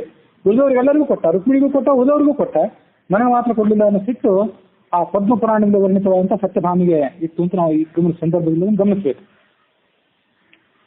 ಇಷ್ಟೊಂದು ವಂಚಕ ಧೂರ್ತ ಅಂತ ನಾನು ತಿಳ್ಕೊಂಡಿರ್ಲಿಲ್ಲ. ಇವತ್ತು ನಿನ್ನ ಬಣ್ಣ ಬದಲಾಯಿತು, ನೀನು ನನ್ನ ಸವತಿಯ ಪಕ್ಷಕ್ಕೆ ಸೇರಿದವನು. ನಿನ್ನೆ ಆ ಶ್ಲೋಕ ನಾನು ಹೇಳಿದ್ದೆ, ನಾಹಂ ತ್ವಾಂ ಕಿತಮಂ ಧೂರ್ತಂ ಅಜ್ಞಾಶಿಷಂ ಅರಿಂದಮ. ನೀನು ವಂಚಕ, ನೀನು ಧೂರ್ತ. ಇವತ್ತು ನೀನು ಗೊತ್ತಾಯ್ತು, ನಿನ್ನ ಬಣ್ಣ ಬದಲಾಯಿತು, ನೀನು ನನ್ನ ಪ್ರಿಯಕರ ಅಲ್ಲ, ನೀನು ರುಕ್ಮಿಣಿಯ ಪಕ್ಷಕ್ಕೆ ಸೇರಿದವನು, ನೀನು ಜನವಂಚಕ, ನನ್ನಂಥ ಸಾಧ್ಯರಾದಂತಹ ಮುಗ್ಧ ಸ್ತ್ರೀಯರಿಗೆ ನೀನು ವಂಚಕ. ಸ್ವರ ವರ್ಣೇಂಗಿತಾಕಾರೈ ನಿಗೂಢೋ ದೇವಯತ್ನತಃ ಚೌರ ಜ್ಞಾತೋಸಿ ತತ್ಪಕ್ಷ ವಾಂಗ್ಮಾತ್ರ ಮಧುರ ಶತಃ. ನೀನು ನಿನ್ನ ಮೋಹಕವಾದ ಮುಗುಳ್ನಗೆ, ನಿನ್ನ ಮುಖ, ನಿನ್ನ ಸ್ವರ, ನಿನ್ನ ಧ್ವನಿ, ನಿನ್ನ ಬಣ್ಣ, ಇವುಗಳೆಲ್ಲದರ ಮೂಲಕ ನೀನು ಬೇರೆಯವರಿಗೆ ವಂಚನೆ ಮಾಡ್ತೀಯ ಅಷ್ಟೇ, ನನಗೂ ವಂಚನೆ ಮಾಡಿದ್ದಿ. ಚೌರ, ನೀನು ಕಳ್ಳ. ತತ್ಪಕ್ಷ, ನೀನು ರುಕ್ಮಿಣಿಯ ಪಕ್ಷಕ್ಕೆ ಸೇರಿದವನು. ವಾಂಗ್ಮಾತ್ರ ಮಧುರ, ನಿನ್ನಲ್ಲಿ ಮಧುರಾಧಿಪತಿ ಅಚಿರಂ ಮಧುರಂ ಅಂತ ಹೇಳ್ತಾರಲ್ಲ, ಉಳಿದೆಲ್ಲ ಮಧುರ ಅಲ್ಲ, ನಿನ್ನ ವಾಣಿ ಒಂದೇ ಮಧುರ, ಉಳಿದೆಲ್ಲವೂ ವಕ್ರವೇ, ಉಳಿದೆಲ್ಲವೂ ಕೊಂಕೆ ನಿನ್ನಲ್ಲಿ.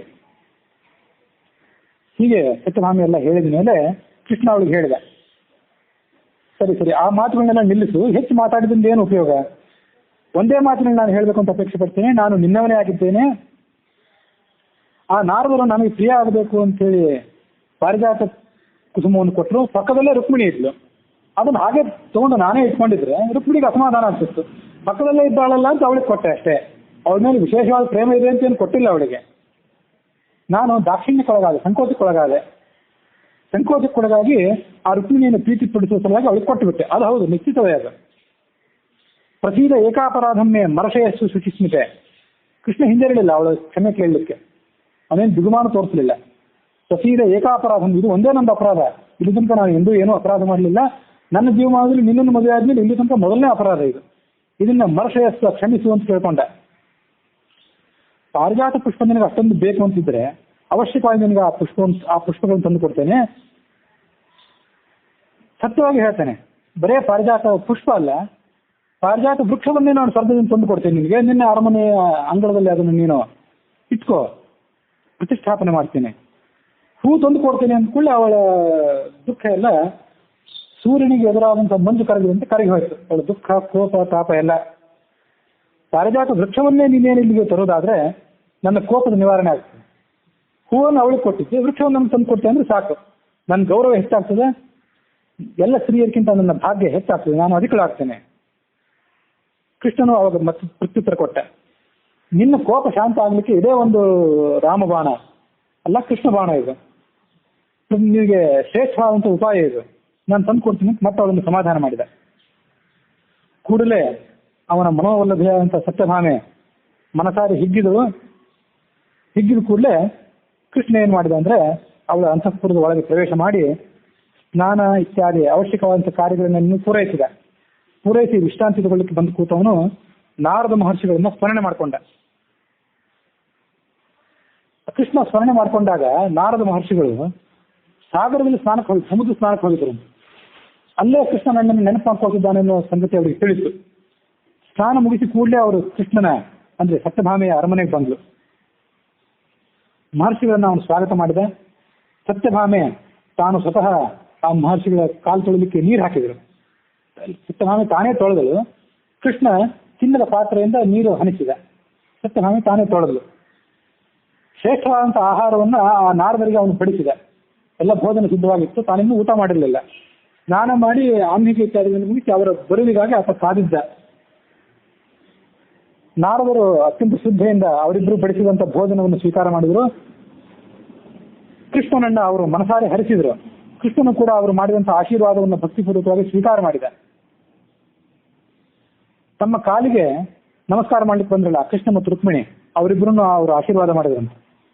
ಯಥೇದಾನೀಂ ತಥೈವತ್ವಂ ಭವದೇವಿ ಪತಿವ್ರತ ಸವಿಶೇಷಂ ಸುಭಗ ಭವ ಮತ್ತಪಸೋ ಬಲಾತ್. ನಾನು ನನ್ನ ತಪಸ್ಸಿನ ಸಂಪೂರ್ಣ ಪ್ರಭಾವವನ್ನು ಬಳಸಿ ನಿನಗಿವತ್ತು ಆಶೀರ್ವಾದ ಮಾಡ್ತಿದ್ದೇನೆ. ಏನಂದ್ರೆ ಇವತ್ತು ನೀನು ಹೇಗೆ ಕೃಷ್ಣನಿಗೆ ಮನೋವಲ್ಲಭೆ ಆಗಿದ್ದೀಯೋ ಹಾಗೆ ಮುಂದುವರಿ, ಪತಿವ್ರತಿಯಾಗಿ ಬಾಳು, ಮುಂದೆಯೂ ಹೆಚ್ಚಿನ ಮಾನವನ್ನು ನೀನು ಪಡ್ಕೋ ಅಂತ ಅವ್ರು ಆ ನಾರದರು ಹೇಳಿದರು. ನಾರದರಿಗೆ ಆಶೀರ್ವಾದ, ನಾರದರ ಆಶೀರ್ವಾದವನ್ನು ರುಕ್ಮಿಣಿ ಮಾಡಿದ್ದು ಈ ಸತ್ಯಭಾಮಿಗೆ ಗೊತ್ತಿತ್ತಲ್ಲ, ಅದಕ್ಕಿಂತ ಹೆಚ್ಚಾದ ಆಶೀರ್ವಾದವನ್ನು ತನಗೆ ಮಾಡಿದ್ರು ಅನ್ನೋ ಸಂಗತಿಯನ್ನು ಕೇಳಿ ಅತ್ಯಂತ ಹರ್ಷದಿಂದ ಅವಳು ಎದ್ದು ನಿಂತಳು. ನಂತರ ಕೃಷ್ಣ ಮತ್ತು ಆ ಸತ್ಯಭಾಮಿ ಇವರಿಬ್ಬರು ಕೂಡ ಆ ನಾರದರ ಸಮ್ಮತಿಯನ್ನು ತಗೊಂಡು ಅವರು ಭೋಜನ ಮಾಡಿ ಉಳಿಸಿದಂತಹ ಶೇಷ ಇರುತ್ತೆ, ಆ ಶೇಷವನ್ನು ತಾವಿಬ್ರು ಕೂಡ ಭೋಜನ ಮಾಡಿದರು. ಸತ್ಯಭಾಮೆ ವಿಶ್ರಾಂತಿಗಾಗಿ ಅಂತಃಪುರವನ್ನು ಪ್ರವೇಶ ಮಾಡಿದ್ಲು. ವಿಶ್ರಾಂತಿ ತಗೊಂಡು ಬಳಿಕ ಸತ್ಯಭಾಮೆ ಅಂತಃಪುರದಿಂದ ಮತ್ತೆ ಹೊರಗೆ ಬಂದಳು. ನಾರದ ಮಹರ್ಷಿಗಳಿಗೆ ನಮಸ್ಕಾರ ಮಾಡಿ ಆ ನಾರದರ ಜೊತೆ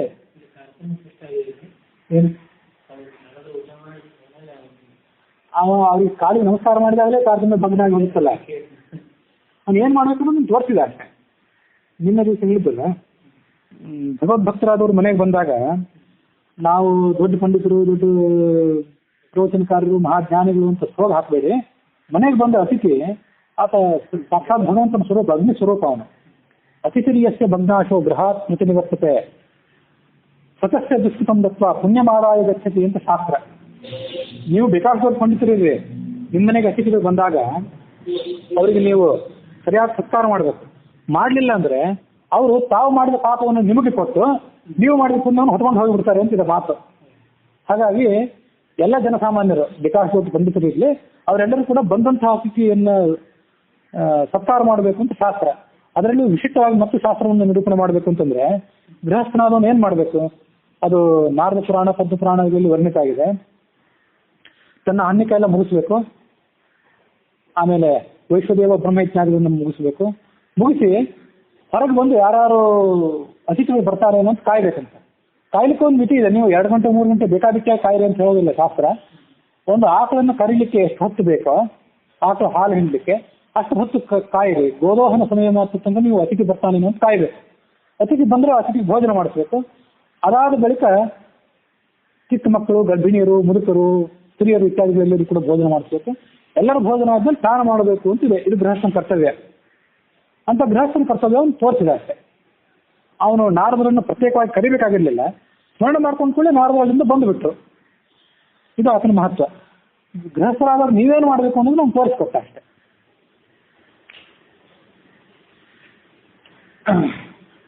ಕೃಷ್ಣ ಇನ್ನು ನಾರದರ ಜೊತೆ ವಾರ್ತಾಲಾಪ ಮಾಡ್ತಿದ್ದ. ಆಗ ಸತ್ಯಭಾಮಿ ಅಲ್ಲಿ ಮತ್ತು ಬಂದು ನಾರದರಿಗೆ ನಮಸ್ಕಾರ ಮಾಡಿ ಕೂತ್ಕೊಂಡ್ಲು ಕೃಷ್ಣನ ಪಕ್ಕದಲ್ಲಿ. ನಾನು ಇಂದ್ರಲೋಕಕ್ಕೆ ಹೋಗುವವನಿದ್ದೇನೆ, ನಿನ್ನ ಅನುಮತಿ ನನಗೆ ಬೇಕು ಅಂದ್ರು ನಾರದರು. ಯಾಕೆ ಇಂದ್ರಲೋಕಕ್ಕೆ ಹೋಗ್ತಿದ್ದೇನೆ ಅಂದ್ರೆ, ದೇವಲೋಕದಲ್ಲಿ ಇವತ್ತೊಂದು ವಿಶೇಷವಾದಂಥ ಉತ್ಸವ ನಡೆಯುವುದಿದೆ. ಅಲ್ಲಿಗೆ ಸ್ವಯಂ ಈಶಾನ ಮೂರ್ತಿ ಅಂದ್ರೆ ಪರಶಿವ ಅಲ್ಲಿಗೆ ಬರುವವನಿದ್ದಾನೆ. ಆ ಈಶ್ವರನ ಪ್ರಸನ್ನತೆಗಾಗಿ, ಅವನನ್ನ ಸಂತುಷ್ಟಗೊಳಿಸೋದಕ್ಕಾಗಿ ಎಲ್ಲ ಗಂಧರ್ವರು, ಅಪ್ಸರೆಯರು, ಉಳಿದೆಲ್ಲರೂ ಕೂಡ ಅಲ್ಲಿ ಗಾಯನ ನರ್ತನಗಳನ್ನು ಮಾಡುವವರಿದ್ದಾರೆ. ಒಂದು ಸಂಗೀತದ ಕಚೇರಿ ನಡೆಯುವುದಿದೆ. ಇಂದ್ರನು ಕೂಡ ಅಲ್ಲಿಗೆ ಬರುವವನಿದ್ದಾನೆ. ಸ್ವಯಂ ಪಾರ್ವತೀ ದೇವಿಯಿಂದ ಒಡಗೂಡಿದಂಥ ಶಿವ ಆ ಸಂಗೀತ ಕಚೇರಿಯನ್ನು ಅದೃಶ್ಯನಾಗಿ ನಿಂತು ಆಸ್ವಾದನೆ ಮಾಡುವವನಿದ್ದಾನೆ. ನಿನಗೆ ಮಂಗಳವಾಗಲಿ. ಪಾರಿಜಾತ ಪುಷ್ಪವನ್ನು ಮೊನ್ನೆ ನನಗೆ ಇಂದ್ರ ಕೊಟ್ಟನಲ್ಲ, ಆ ಪಾರಿಜಾತ ಪುಷ್ಪವನ್ನು ಕೊಟ್ಟಿದ್ದ ದಿವಸವೇ ಆ ಸಂಗೀತ ಕಚೇರಿಗೆ ನಾನು ಆಹ್ವಾನವನ್ನು ಕೊಟ್ಟಿದ್ದೆ. ನನಗೇನೋ ಅವಸರ ಇತ್ತು ಅಂತ ನಿನ್ನ ಕಡೆ ನಾನು ಓಡಿ ಬಂದೆ ಅಷ್ಟೇ. ಆ ಸಂಗೀತ ಕಚೇರಿಯನ್ನು ತಪ್ಪಿಸ್ಕೊಳ್ಳುವಂತಿಲ್ಲ, ನನಗೆ ಹೋಗಬೇಕಾಗಿದೆ ಅಂದ್ರೆ ಅವರು. ಪಾರಿಜಾತ ವೃಕ್ಷ ಅಥವಾ ಮತ್ತು ಅದರ ಪುಷ್ಪ ದೇವತೆಗಳಿಗೆ ಮಾತ್ರ ಅದು ಸಲ್ಲುವಂಥದ್ದು. ಶಚಿ ದೇವಿಗೆ ಅದು ಬಹಳ ಪ್ರಿಯವಾದಂತಹ ವೃಕ್ಷ. ಅದು ನಿತ್ಯವೂ ಆ ವೃಕ್ಷವನ್ನು ಪೂಜೆ ಮಾಡ್ತಿದ್ರೆ ಅಮಿತವಾದಂತಹ ಸೌಭಾಗ್ಯವನ್ನು ಅದು ಕೊಡಬಲ್ಲದು. ಹಿಂದೆ ಕಶ್ಯಪ ತನ್ನ ಪತ್ನಿಯಾದಂತಹ ಅದಿತಿಯ ಪುಣ್ಯ ಕರ್ಮಗಳಿಗೆ ಅನುಕೂಲಕ್ಕಾಗಿ ಪಾರಿಜಾತ ವೃಕ್ಷವನ್ನು ಸೃಷ್ಟಿ ಮಾಡಿದ. ಅದಿತಿ ದೇವಿ ಆ ಪಾರಿಜಾತ ವೃಕ್ಷವನ್ನು ಪೂಜೆ ಮಾಡಿದ್ಲು ಮತ್ತು ತನ್ನ ಗಂಡನಾದಂತಹ ಕಶ್ಯಪನನ್ನು ಕೂಡ ಪೂಜೆ ಮಾಡಿದ್ಲು. ಆಗ ಕಶ್ಯಪ ಅದಿತಿಗೆ ಹೇಳಿದ, ಬೇಕಾದಂತಹ ವರವನ್ನು ಕೇಳುವಂತ. ನಿನ್ನ ವರದ ಪ್ರಭಾವದಿಂದಾಗಿ ನಾನು ಸದಾ ಸೌಭಾಗ್ಯಶಾಲಿನಿಯಾಗಿರಬೇಕು. ಋಷಿಯ ಪತ್ನಿ ಅಂತ ಹೇಳಿ ಬರಡಾದ ಜೀವನವನ್ನು ನಡೆಸಬಾರದು. ಯಾವಾಗಲೂ ವೈಭವೋಪೇತವಾಗಿ ಸಕಲ ವಿಧವಾದಂತಹ ಆಭರಣಗಳಿಂದ ವಿಭೂಷಿತವಾಗಿರ್ಬೇಕು. ನಾನು ಸಕಲ ವಿಧವಾದಂತಹ ನೃತ್ಯ ಸಂಗೀತಮಯವಾದಂತಹ ವಾತಾವರಣವನ್ನು ಸುತ್ತಮುತ್ತಲು ಇರಬೇಕು ಅಂದ್ಕೊಂಡು ಅವಳು ಕೇಳಿದ್ಲು ಆ ಗಂಡನನ್ನ, ಆ ಅದಿತಿ. ಅಷ್ಟೇ ಅಲ್ಲದೆ ಎಲ್ಲ ಅನೇಕ ಸಂಖ್ಯೆಯಲ್ಲಿ ದೇವತೆಗಳನ್ನು ನಾನು ಹೆಸರು ಕೂಡ ನಿತ್ಯ ಕುಮಾರಿಯಾಗಿರ್ಬೇಕು ನಾನು. ಇದೊಂದು ವರ ಕೇಳ್ಕೊಂಡಿದ್ಲು. ಶೋಕರಹಿತವಾಗಿರ್ಬೇಕು, ಪತಿಭಕ್ತಿ ನಿಷ್ಠರಾಗಿರ್ಬೇಕು, ಧರ್ಮಶೀಲರಾಗಿರ್ಬೇಕು. ಹೀಗೆ ಆ ಅದಿತಿ ಕೇಳ್ಕೊಂಡಾಗ ಪಾರಿಜಾತ ವೃಕ್ಷವನ್ನು ಅವರು ಸೃಷ್ಟಿ ಮಾಡಿದ್ರು. ಕಶ್ಯಪನು ಸೃಷ್ಟಿ ಮಾಡಿ ಅದನ್ನು ಅವಳಿಗೆ ಒಪ್ಪಿಸಿದ್ರು. ಪಾರಿಜಾತ ವೃಕ್ಷಕ್ಕೆ 3 ಕೊಂಬೆಗಳಿದೆ. ತ್ರಿಶಾಖಂ ಸರ್ವದಾ ದೃಶ್ಯಂ, ಸರ್ವಭೂತ ಮನೋಹರಂ, ಸರ್ವ ಪುಷ್ಪಾಣಿ ದೃಶ್ಯಂತೆ ತಸ್ಮಿನ್ನೇವ ಮಹಾದ್ರುಮೆ. ಬರೇ ಪಾರಿಜಾತ ವೃಕ್ಷಗಳಲ್ಲ, ಬೇರೆ ಬೇರೆ ಪುಷ್ಪಗಳು ಕೂಡ ಪಾರಿಜಾತ ವೃಕ್ಷಗಳಲ್ಲಿ ನಿತ್ಯವೂ ಸಿಗ್ತವೆ. ನಾನು ನಾರದ ಹೇಳಿದ್ರು, ನಿನಗೆ ಇವತ್ತು ಪಾರಿಜಾತ ಪುಷ್ಪವನ್ನು ತಂದು ಕೊಟ್ಟನಲ್ಲ, ಅಂತ ಪುಷ್ಪ ಒಂದು ಕೊಂಬೆಯಲ್ಲಿ ಸಿಗ್ತದೆ, ಮತ್ತೊಂದು ಶಾಖೆಯಲ್ಲಿ ಬಹುರೂಪವಾದಂತಹ ಪುಷ್ಪಗಳನ್ನ ಸಿಗ್ತವೆ, ಮತ್ತೊಂದು ಶಾಖೆಯಲ್ಲಿ ಕಮಲ ಪುಷ್ಪಗಳು ಸಿಗ್ತವೆ.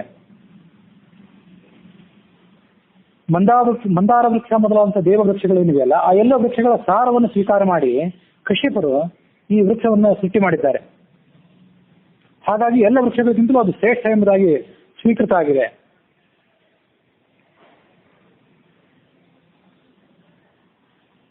ಆ ಅದಿತಿಯು ಆ ಪಾರಿಜಾತ ವೃಕ್ಷವನ್ನು ಪೂಜೆ ಮಾಡಿ ಪಾರಿಜಾತ ವೃಕ್ಷಕ್ಕೆ ಆ ಕಶ್ಯಪರನ್ನು ಕಟ್ಟಿದ್ಲು, ಬಂಧನ ಮಾಡಿ ಆ ಕಶ್ಯಪರನ್ನು ನನಗೆ ದಾನವಾಗಿ ಕೊಟ್ಲು, ನಾರದನಿಗೆ. ಮತ್ತು ಆ ಪಾರಿಜಾತ ಮಾಲೆಯೊಂದನ್ನು ಕಶ್ಯಪನ ಕೊರಳಿಗೆ ಹಾಕಿ ಹೀಗೆ ದಾನ ಎಲ್ಲ ಮಾಡಿದ್ಲು. ದಾನ ಮಾಡಿ ಅವಳು ಏನು ಉದ್ದೇಶ ಪಟ್ಟಿದ್ಲು ಅಂದ್ರೆ ಪುಣ್ಯ ಪ್ರಾಪ್ತಿ ಮತ್ತು ಸೌಭಾಗ್ಯ ವೃದ್ಧಿ. ಮುಂದೆ ನಾನು ನನಗೆ ಕೊಟ್ಟಂತಹ ಕಶ್ಯಪನನ್ನ ಬಿಟ್ಕೊಡ್ಬೇಕಲ್ಲ, ಅದಕ್ಕಾಗಿ ನಾನೇನು ಹೇಳಿದೆ ಅಂದ್ರೆ ಆ ಅದಿತಿಗೆ, ಕಶ್ಯಪರಿಗೆ ಸಮಾನವಾದಂತಹ ಮೌಲ್ಯವನ್ನು ಕೊಡೋ ಸಂಪತ್ತನ್ನು ನಾನು ಕಶ್ಯಪರನ್ನು ಬಿಟ್ಟು ಕೊಡ್ತೇನೆ ಅಂತ ಹೇಳಿದೆ. ಹಾಗೆ ಮೌಲ್ಯವನ್ನು ಪಡೆದು ನಾನು ಬಿಟ್ಟುಕೊಟ್ಟೆ. ಮತ್ತೆ ಇದೇ ರೀತಿಯಾಗಿ ತನ್ನ ಅತ್ತೆಯಾದಂತಹ ಆ ಅದಿತಿ ವ್ರತವನ್ನು ಮಾಡಿದ ಮೇಲೆ ಇಂದ್ರನ ಪತ್ನಿಯಾದಂತಹ ಶಚಿಯು ಇದೇ ವ್ರತವನ್ನು ಮಾಡಿದ್ಲು. ಮುಂದೊಮ್ಮೆ ಅವಳು ಕೂಡ ಇಂದ್ರನನ್ನು ನನಗೆ ದಾನ ಮಾಡಿದ್ಲು. ಅಲ್ಲೂ ನಾನು ಬಿಡ್ಲಿಲ್ಲ, ಇಂದ್ರನಿಗೆ ಸಮಾನವಾದಂತಹ ಮೌಲ್ಯವನ್ನು ಸ್ವೀಕಾರ ಮಾಡಿದೆ ಆ ಶಚಿ ದೇವಿಯ ಕೈಯಿಂದ. ಇದಾದ್ಮೇಲೆ ಅವರನ್ನೆಲ್ಲರನ್ನು ಅನುಸರಿಸಿ ಸೋಮ, ಚಂದ್ರನ ಪತ್ನಿಯಾದಂತಹ ರೋಹಿಣಿ ಅದೇ ವ್ರತವನ್ನು ಮಾಡಿದ್ಲು. ಆ ಚಂದ್ರನನ್ನು ನನಗೆ ದಾನ ಕೊಟ್ಲು, ಅದರ ಮೌಲ್ಯವಾಗಿ ಸಂಪತ್ತನ್ನು ಕೊಟ್ಲು. ಕುಬೇರನ ಪತ್ನಿಯಾದಂತಹ ವೃದ್ಧಿ, ಹೆಸರು ನೆನ್ಪಿಟ್ಕೊಳ್ಳೋದು, ಕುಬೇರನ ಪತ್ನಿಯಾದಂತಹ ವೃದ್ಧಿ ಎಂಬಾಕೆ, ಅವಳು ವ್ರತ ಮಾಡಿದ್ಲು, ನನಗೆ ದಾನ ಕೊಟ್ಲು. ಹೀಗೆ ಈ ಮಹಾವೃಕ್ಷ ಸಕಲ ಸೌಭಾಗ್ಯವನ್ನು ಕೊಡುವಂತಹ ವೃಕ್ಷವಾಗಿದೆ, ಇದರಲ್ಲಿ ಸಂಶಯ ಇಲ್ಲ.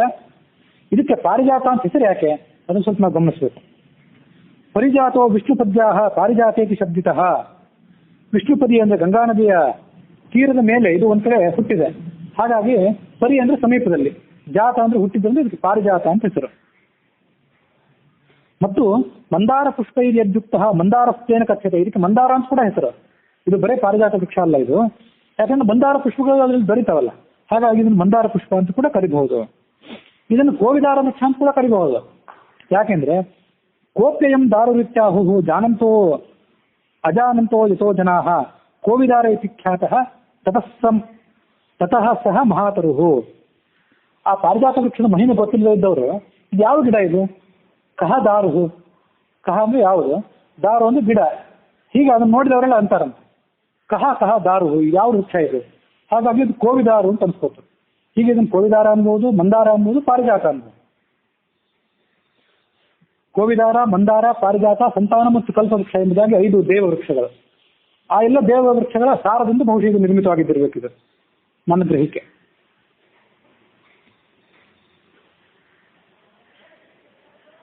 ಕೋವಿದಾರ ಇತಿ ಖ್ಯಾತಃ ತತಸ್ಸ ಮಹಾತರುಹು. ಅಲ್ಲಿಗೆ ಆ ವಿಷ್ಣು ಪರ್ವದ 67ನೇ ಅಧ್ಯಾಯ ಸಮಾಪ್ತವಾಗಿದೆ. ಕೃಷ್ಣ ಆ ಸಂದರ್ಭವನ್ನು ಸರಿಯಾಗಿ ಉಪಯೋಗ ಮಾಡಿಕೊಂಡ. ನೀವೀಗ ಹೇಗೋ ಇಂದ್ರಲೋಕಕ್ಕೆ ಹೋಗೋರಿರ್ತೀರಲ್ಲ, ಆ ಇಂದ್ರನ ಮುಂದೆ ನನ್ನ ಒಂದು ಮಾತನ್ನು ನೀವು ಹೇಳಬೇಕು. ಏನಂದ್ರೆ, ಮಾತನ್ನು ಹೇಳೋ ಸ್ವಲ್ಪ ಎಚ್ಚರಿಕೆ ವಹಿಸಬೇಕು. ನಾನು ಆಜ್ಞೆ ಮಾಡಿದೆ ಅಂತ ಹೇಳಬಾರ್ದು ಇಂದ್ರನಿಗೆ. ಸವಿನಯವಾಗಿ ನಾನು ಪ್ರಾರ್ಥನೆ ಮಾಡಿಕೊಂಡೆ, ಇಂದ್ರನ ತಮ್ಮನಾದಂತಹ ಉಪೇಂದ್ರನಾದಂತಹ ನಾನು ಕೃಷ್ಣ ಈ ವಿನಂತಿಯನ್ನು ಇಂದ್ರನಿಗೆ ಮಾಡಿಕೊಂಡೆ ಅಂತ ನೀವು ಹೇಳಬೇಕು. ಏನು ಹೇಳಬೇಕಂದ್ರೆ, ಕಶ್ಯಪರು ದೇವಮಾತೆಯಾದಂತಹ ಅದಿತಿಯ ಸುಖ ಸೌಭಾಗ್ಯಕ್ಕಾಗಿ ಪಾರಿಜಾತ ವೃಕ್ಷವನ್ನು ಸೃಷ್ಟಿ ಮಾಡಿದ್ರು.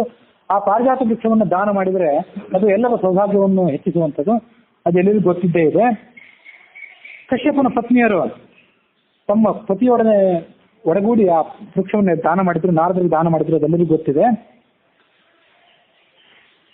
ಈ ದಾನ ಪ್ರಕ್ರಿಯೆ ಎಲ್ಲ ಮುಗಿದ ಮೇಲೆ ಕೊನೆಗೆ ಆ ಪಾರಿಜಾತ ವೃಕ್ಷ ಇಂದ್ರನಾದಂತಹ ನಿನ್ನಲ್ಲಿಗೆ, ನಿನ್ನ ಪತ್ನಿಯಾದಂತಹ ಶಚಿದೇವಿಯ ಸೌಭಾಗ್ಯಕ್ಕಾಗಿ ಬಂದು ಉಳಿದಿದೆ ಅನ್ನೋ ಅನ್ನೋ ವೃತ್ತಾಂತವನ್ನು ಕೇಳಿದ್ದೇವೆ. ಈಗ ನನ್ನ ಸರದಿ, ಕಶ್ಯಪರದು ಅದಿತಿಯ ಸರದಿ ಮುಗಿತು, ಇಂದ್ರ ಶಚಿ ಕಥೆ ಮುಗಿತು. ಕುಬೇರನ ಕಥೆ ಮುಗಿತು, ರೋಹಿಣಿಯದಾಯಿತು, ಎಲ್ಲರಿಗೂ ಆಯಿತು.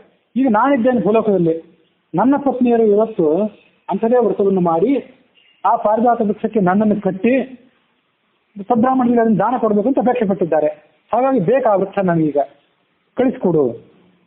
ದಾನ ಎಲ್ಲ ಮುಗಿದು ಮತ್ತೆ ಕಳಿಸ್ಕೊಡ್ತೀನಿ, ನಾನು ಅದನ್ನ ಇಲ್ಲೇ ಏನು ಇಟ್ಕೊಳ್ಬೇಕು ಅಂತ ದುರಾಗ್ರಹ ನನಗಿಲ್ಲ, ಕಳಿಸ್ಕೊಡ್ತೇನೆ ಅಂತಂದ್ರು ಅವರು. ಕೃಷ್ಣ ಅಂದ, ಇಂದ್ರನಿಗೆ ನೀವು ಈ ಸಂದೇಶವನ್ನು ಕೊಡಬೇಕು ಮತ್ತು ಎಲ್ಲ ಪ್ರಯತ್ನವನ್ನು ನೀವು ಮಾಡ್ಬೇಕಲ್ಲ. ಅವನು ಮನವೊಲಿಸ್ಬೇಕು. ಅವನು ಬಡಪಟ್ಟಿಗೆ ಹಂಗೆಲ್ಲ ಬಗ್ಗುವವನಲ್ಲ, ಅವನು ಮನವೊಲಿಸ್ಬೇಕು ನೀವು. ಅದಕ್ಕೆ ಸರಿಯಾದಂಥ ವ್ಯಕ್ತಿ ಅಂದ್ರೆ ನೀವೇ ಹೇಳಿದೆ ಕೃಷ್ಣ. ಆಗ ಆ ನಾರದರು ಹೇಳಿದ್ರು, ಎಲ್ಲ ಹೇಳ್ತೀನಿ, ಆದ್ರೆ ಪಾರಿಜಾತ ವೃಕ್ಷವನ್ನು ಮಾತ್ರ ಅವನೇನೋ ನಿನಗೆ ಕೊಡ್ತಾನೆ ಅಂತ ನನಗೆ ವಿಶ್ವಾಸ ಇಲ್ಲ ಅಂದ್ರು ಅವರು. ಮಂದರ ಪರ್ವತವನ್ನು ಕ್ಷೀರಸಾಗರದಲ್ಲಿಟ್ಟು ದೇವದಾನವರೆಲ್ಲರೂ ಕೂಡ ಸಮುದ್ರ ಮಥನವನ್ನು ಮಾಡಿದ್ರಲ್ಲ, ಆ ಸಮುದ್ರ ಮಥನದಲ್ಲಿ ಪಾರಿಜಾತ ವೃಕ್ಷ ಆ ಸಮುದ್ರದಿಂದ ಹುಟ್ಟಿತು, ಕ್ಷೀರಸಾಗರದಿಂದ. ಅಂಥ ಪಾರಿಜಾತ ವೃಕ್ಷವನ್ನ ತಾನು ಪಡ್ಕೊಳ್ಬೇಕು ಅಂತ ಪರಶಿವನಿಗೂ ಒಂದು ಅಪೇಕ್ಷೆ ಹುಟ್ಟಿತ್ತು. ಆಗ ಅವನೇನ್ ಮಾಡಿದ ಅಂದ್ರೆ, ನೀವೀಗ ನನ್ನನ್ನು ಕಳಿಸ್ತಾ ಇದೆಯಲ್ಲ ಇಂದ್ರಲೋಕಕ್ಕೆ, ಆ ಪರಶಿವನು ಕೂಡ ನನ್ನನ್ನು ಕೊಟ್ಟು ಕಳಿಸಿದ್ದ ಇಂದ್ರಲೋಕಕ್ಕೆ ಹೋಗಿ ಬನ್ನಿ ಅಂತ. ಆಗ ಆ ಇಂದ್ರ ಏನ್ ಮಾಡಿದ ಅಂದ್ರೆ ಕೊಡ್ಲಿಲ್ಲ, ಪರಶಿವನ ಬಂದು ಕೇಳಿದ್ರು ಕೊಡ್ಲಿಲ್ಲ. ಅದ್ರ ಬದಲಾಗಿ ತಾನೇನ್ ಮಾಡಿದ ಅಂದ್ರೆ ಶಿವಲೋಕಕ್ಕೆ ತಾನೇ ಹೋಗಿ ಆ ಶಂಕರನನ್ನು ಪ್ರಾರ್ಥನೆ ಮಾಡ್ಕೊಂಡ. ನನ್ನ ಪತ್ನಿ ಅವಂತ ಸಚೀದೇವಿಗೆ ಇದ್ರ ಬಗ್ಗೆ ಬಹಳ ಮೋಹ ಇದೆ, ಹಾಗಾಗಿ ಆಕೆಯ ಅರಮನೆಯ ಉದ್ಯಾನವನದಲ್ಲಿ ಅದು ಇರಬೇಕು. ನೀನು ಪರಶಿವ ದಯಮಾಡಿ ಅದನ್ನು ಕೇಳಬೇಡ, ನಮ್ಮಲ್ಲೇ ಅದನ್ನು ಉಳಿಸ್ಕೊಳ್ಳಿಕ್ಕೆ ನಮ್ಗೆ ಅವಕಾಶ ಕೊಡು ಅಂತ ಕೇಳ್ಕೊಂಡ ಈ ಇಂದ್ರ ಶಿವನನ್ನ. ಶಿವ ದೊಡ್ಡ ಮನಸ್ಸು ಮಾಡಿ ಆಗಲಿ ಅಂದ್ಬಿಟ್ಟ, ಅವನೇನು ಹಠ ಹಿಡಿಲಿಲ್ಲ ಅದ್ರ ಬಗ್ಗೆ.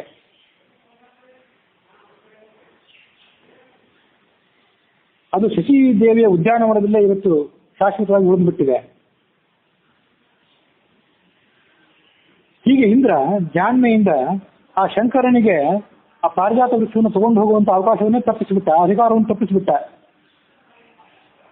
ಕೊನೆಗೆ ಇಂದ್ರ ಪರಶಿವ ಏನ್ ಮಾಡಿದ ಅಂದ್ರೆ, ಆ ಇಂದ್ರಲೋಕದಲ್ಲಿ ಇದ್ದಂತ ಪಾರಿಜಾತ ಅಂತೂ ಸಿಗುವುದಿಲ್ಲ ಅಂತ ಆಯ್ತು. ತನ್ನ ಪತ್ನಿಯ ಅಂತ ಪಾರ್ವತಿಗೆ ಏನಾದ್ರೂ ಪ್ರಿಯವಾದ ಕೆಲಸ ಮಾಡ್ಬೇಕಲ್ಲ, ಅದಕ್ಕೆ ಅದೊಂದು ಬೇರೆ ಆಲೋಚನೆ ಮಾಡ್ಬೇಕಾಯ್ತು. ಹೇಳಿದ್ರು ಅವರು ನಾರದರು. ಅದರದೆಲ್ಲ ದೊಡ್ಡ ಇತಿಹಾಸ ಏನಂದ್ರೆ, ಮಂದರ ಪರ್ವತದ 2 ಯೋಜನದಷ್ಟು ವಿಸ್ತಾರವಾದಂತಹ ಒಂದು ದೊಡ್ಡ ಪ್ರದೇಶವನ್ನು ತಯಾರು ಮಾಡಿದ್ರು. ಅದಕ್ಕಾಗಿ 2 ಯೋಜನದಷ್ಟು ವಿಸ್ತಾರವಾದಂತಹ ಚದರ ಪ್ರದೇಶವನ್ನು ತಯಾರು ಮಾಡಿದ್ರು. ಅಲ್ಲಿ ಪಾರಿಜಾತ ವೃಕ್ಷಗಳನ್ನು ಸೃಷ್ಟಿ ಮಾಡಿದ್ರು. ಆ ಇಂದ್ರಲೋಕದಲ್ಲಿ ಇರುವಂತಹ ಪಾರಿಜಾತ ವೃಕ್ಷ ನಮಗೆ ಸಿಗದೇ ಇದ್ರು ತೊಂದರೆ ಇಲ್ಲ, ಇದಕ್ಕಾಗಿ ಒಂದು ಪಾರಿಜಾತ ವೃಕ್ಷದ ಫಲವನ್ನೇ ಸೃಷ್ಟಿ ಮಾಡ್ತೀನಿ ಅಂತ ಆಲೋಚನೆ ಮಾಡಿದ ಆ ಪರಶಿವ ತನ್ನ ಪತ್ನಿಗಾಗಿ. ಎಷ್ಟು ದಟ್ಟವಾಗಿ ಪಾರಿಜಾತ ವೃಕ್ಷಗಳನ್ನು ನಡೆಸಿದ್ರು ಅಂದ್ರೆ, ಅಲ್ಲಿ ಸೂರ್ಯ ಕಿರಣಗಳೇ ಬೀಳ್ತಿರ್ಲಿಲ್ಲ, ಚಂದ್ರನ ಕಿರಣಗಳು ಬೀಳ್ತಿರ್ಲಿಲ್ಲ, ವಾಯುವು ಅಲ್ಲಿ ಸಂಚಾರ ಮಾಡ್ಲಿಕ್ಕೆ ಅಸಮರ್ಥನಾಗಿದ್ದ. ಆ ಶಿವನ ಪತ್ನಿಯಾದಂತಹ ಪಾರ್ವತಿ ಇಚ್ಛಾನುಸಾರವಾಗಿ ಅಲ್ಲಿ ಸಮಶೀತೋಷ್ಣವಾದಂತಹ ವಾತಾವರಣ ಯಾವಾಗಲೂ ಇರ್ತಿತ್ತು. ಹೆಚ್ಚು ಬಿಸಿಲು ಇಲ್ಲ, ಹೆಚ್ಚು ತಂಪು ಇಲ್ಲ. ಆಕೆಯ ವಿಹಾರಕ್ಕೆ ಬೇಕಾದಂತಹ ವಾತಾವರಣ ಅಲ್ಲಿ ಸದಾ ಸಿದ್ಧವಾಗಿತ್ತು. ಆ ಇಡೀ ಪಾರಿಜಾತ ವನ, ಆ ಇಡೀ ಕ್ಷೇತ್ರವೆಲ್ಲ ಸ್ವಯಂ ಪ್ರಭೆ ಉಳ್ಳದ್ದಾಗಿತ್ತು. ಅಲ್ಲಿ ಬೇರೆ ಬೆಳಕೇ ಬೇಕಾಗಿಲ್ಲ, ಚಂದ್ರನೂ ಬೇಕಾಗಿಲ್ಲ, ಸೂರ್ಯನೂ ಬೇಕಾಗಿಲ್ಲ. ನಿನ್ನೆ ನಾವು ನೋಡಿದ್ವಿ ಪಾರಿಜಾತ ವೃಕ್ಷಕ್ಕಂತ ಒಂದು ಬೆಳಕು ಕೊಡುವ ಸಾಮರ್ಥ್ಯ ಇತ್ತು ಅಂತ. ಮತ್ತು ಆ ಶಿವ, ಅವನ ಪತ್ನಿಯಾದಂಥ ಪಾರ್ವತಿ, ಅವನ ಪಾರ್ಷದರು ನಂದಿ ಮೊದಲಾದಂತಹ ಅವನ ಪಾರ್ಷದರಿದ್ದಾರಲ್ಲ, ಅವನ ಹಿಂಬಾಲಕರು, ಮತ್ತು ನಾನು, ಇವರನ್ನು ಬಿಟ್ರೆ ಬೇರೆ ಯಾರಿಗೂ ಆ ಪಾರಿಜಾತದ ಕ್ಷೇತ್ರಕ್ಕೆ ಹೋಗ್ಲಿಕ್ಕೆ ಸಾಧ್ಯವೇ ಇಲ್ಲ. ನಮಗೆ ಮಾತ್ರ ಒಂದು ವಿಶೇಷ ಅವಕಾಶ ಅಂದ್ರೆ ಅವ್ರು ನಾರದರು. ಮತ್ತು ಆ ಪಾರಿಜಾತ ವೃಕ್ಷಗಳು ಬರೇ ಹೂವನ್ನು ಕೊಡುವಂಥವಲ್ಲ, ಬಂಗಾರ ರತ್ನಗಳನ್ನೇ ಮಣಿಗಳನ್ನೇ ಸುರಿಸ್ತವು. ಅದು ಅದರ ಮಹತ್ವ. ಅದೆಲ್ಲ ಯಾರು ಉಪಯೋಗಕ್ಕಾಗಿ ಅಂದ್ರೆ, ಆ ರುದ್ರನ ಗಣಗಳಿವೆಯಲ್ಲ, ಪ್ರಮಥ ಗಣಗಳು ಅಂತ ಕರೀತಾರಲ್ಲ, ಆ ಪ್ರಮಥ ಗಣಗಳು ಆ ಪರಮಾತ್ಮನ ಶಿವನ ಆಜ್ಞಾನುಸಾರವಾಗಿ ಆ ರತ್ನಗಳನ್ನ, ಅದರ ಸೌಭಾಗ್ಯವನ್ನ ಉಪಯೋಗ ಮಾಡ್ತವೆ. ಸ್ವರ್ಗದಲ್ಲಿರುವಂತಹ ಪಾರಿಜಾತ ವೃಕ್ಷಕ್ಕಿಂತಲೂ ಆ ಮಂದರ ಪರ್ವತದ ತಪ್ಪಲ ಪ್ರದೇಶದಲ್ಲಿರುವಂತಹ ಈ ಪಾರಿಜಾತ ವೃಕ್ಷಗಳ ಫಲ, ಅದರ ಸಂಪತ್ತು ಬಹಳ ವಿಶಿಷ್ಟವಾದದ್ದು. ಅದು ಯಾಕೆಂದ್ರೆ ಪರಶಿವ ನೀವು ಕೊಡದೇ ಬೇಡ, ನಾನು ಬೇರೆ ಸೃಷ್ಟಿ ಮಾಡ್ತೀನಿ ಅಂತ ಸೃಷ್ಟಿ ಮಾಡಿದ್ದ ಅದನ್ನ. ಹಾಗಾಗಿ ಅದರ ಪರಶಿವನ ಪಾರಿಜಾತವನ ಇನ್ನೂ ಹೆಚ್ಚಿನದು.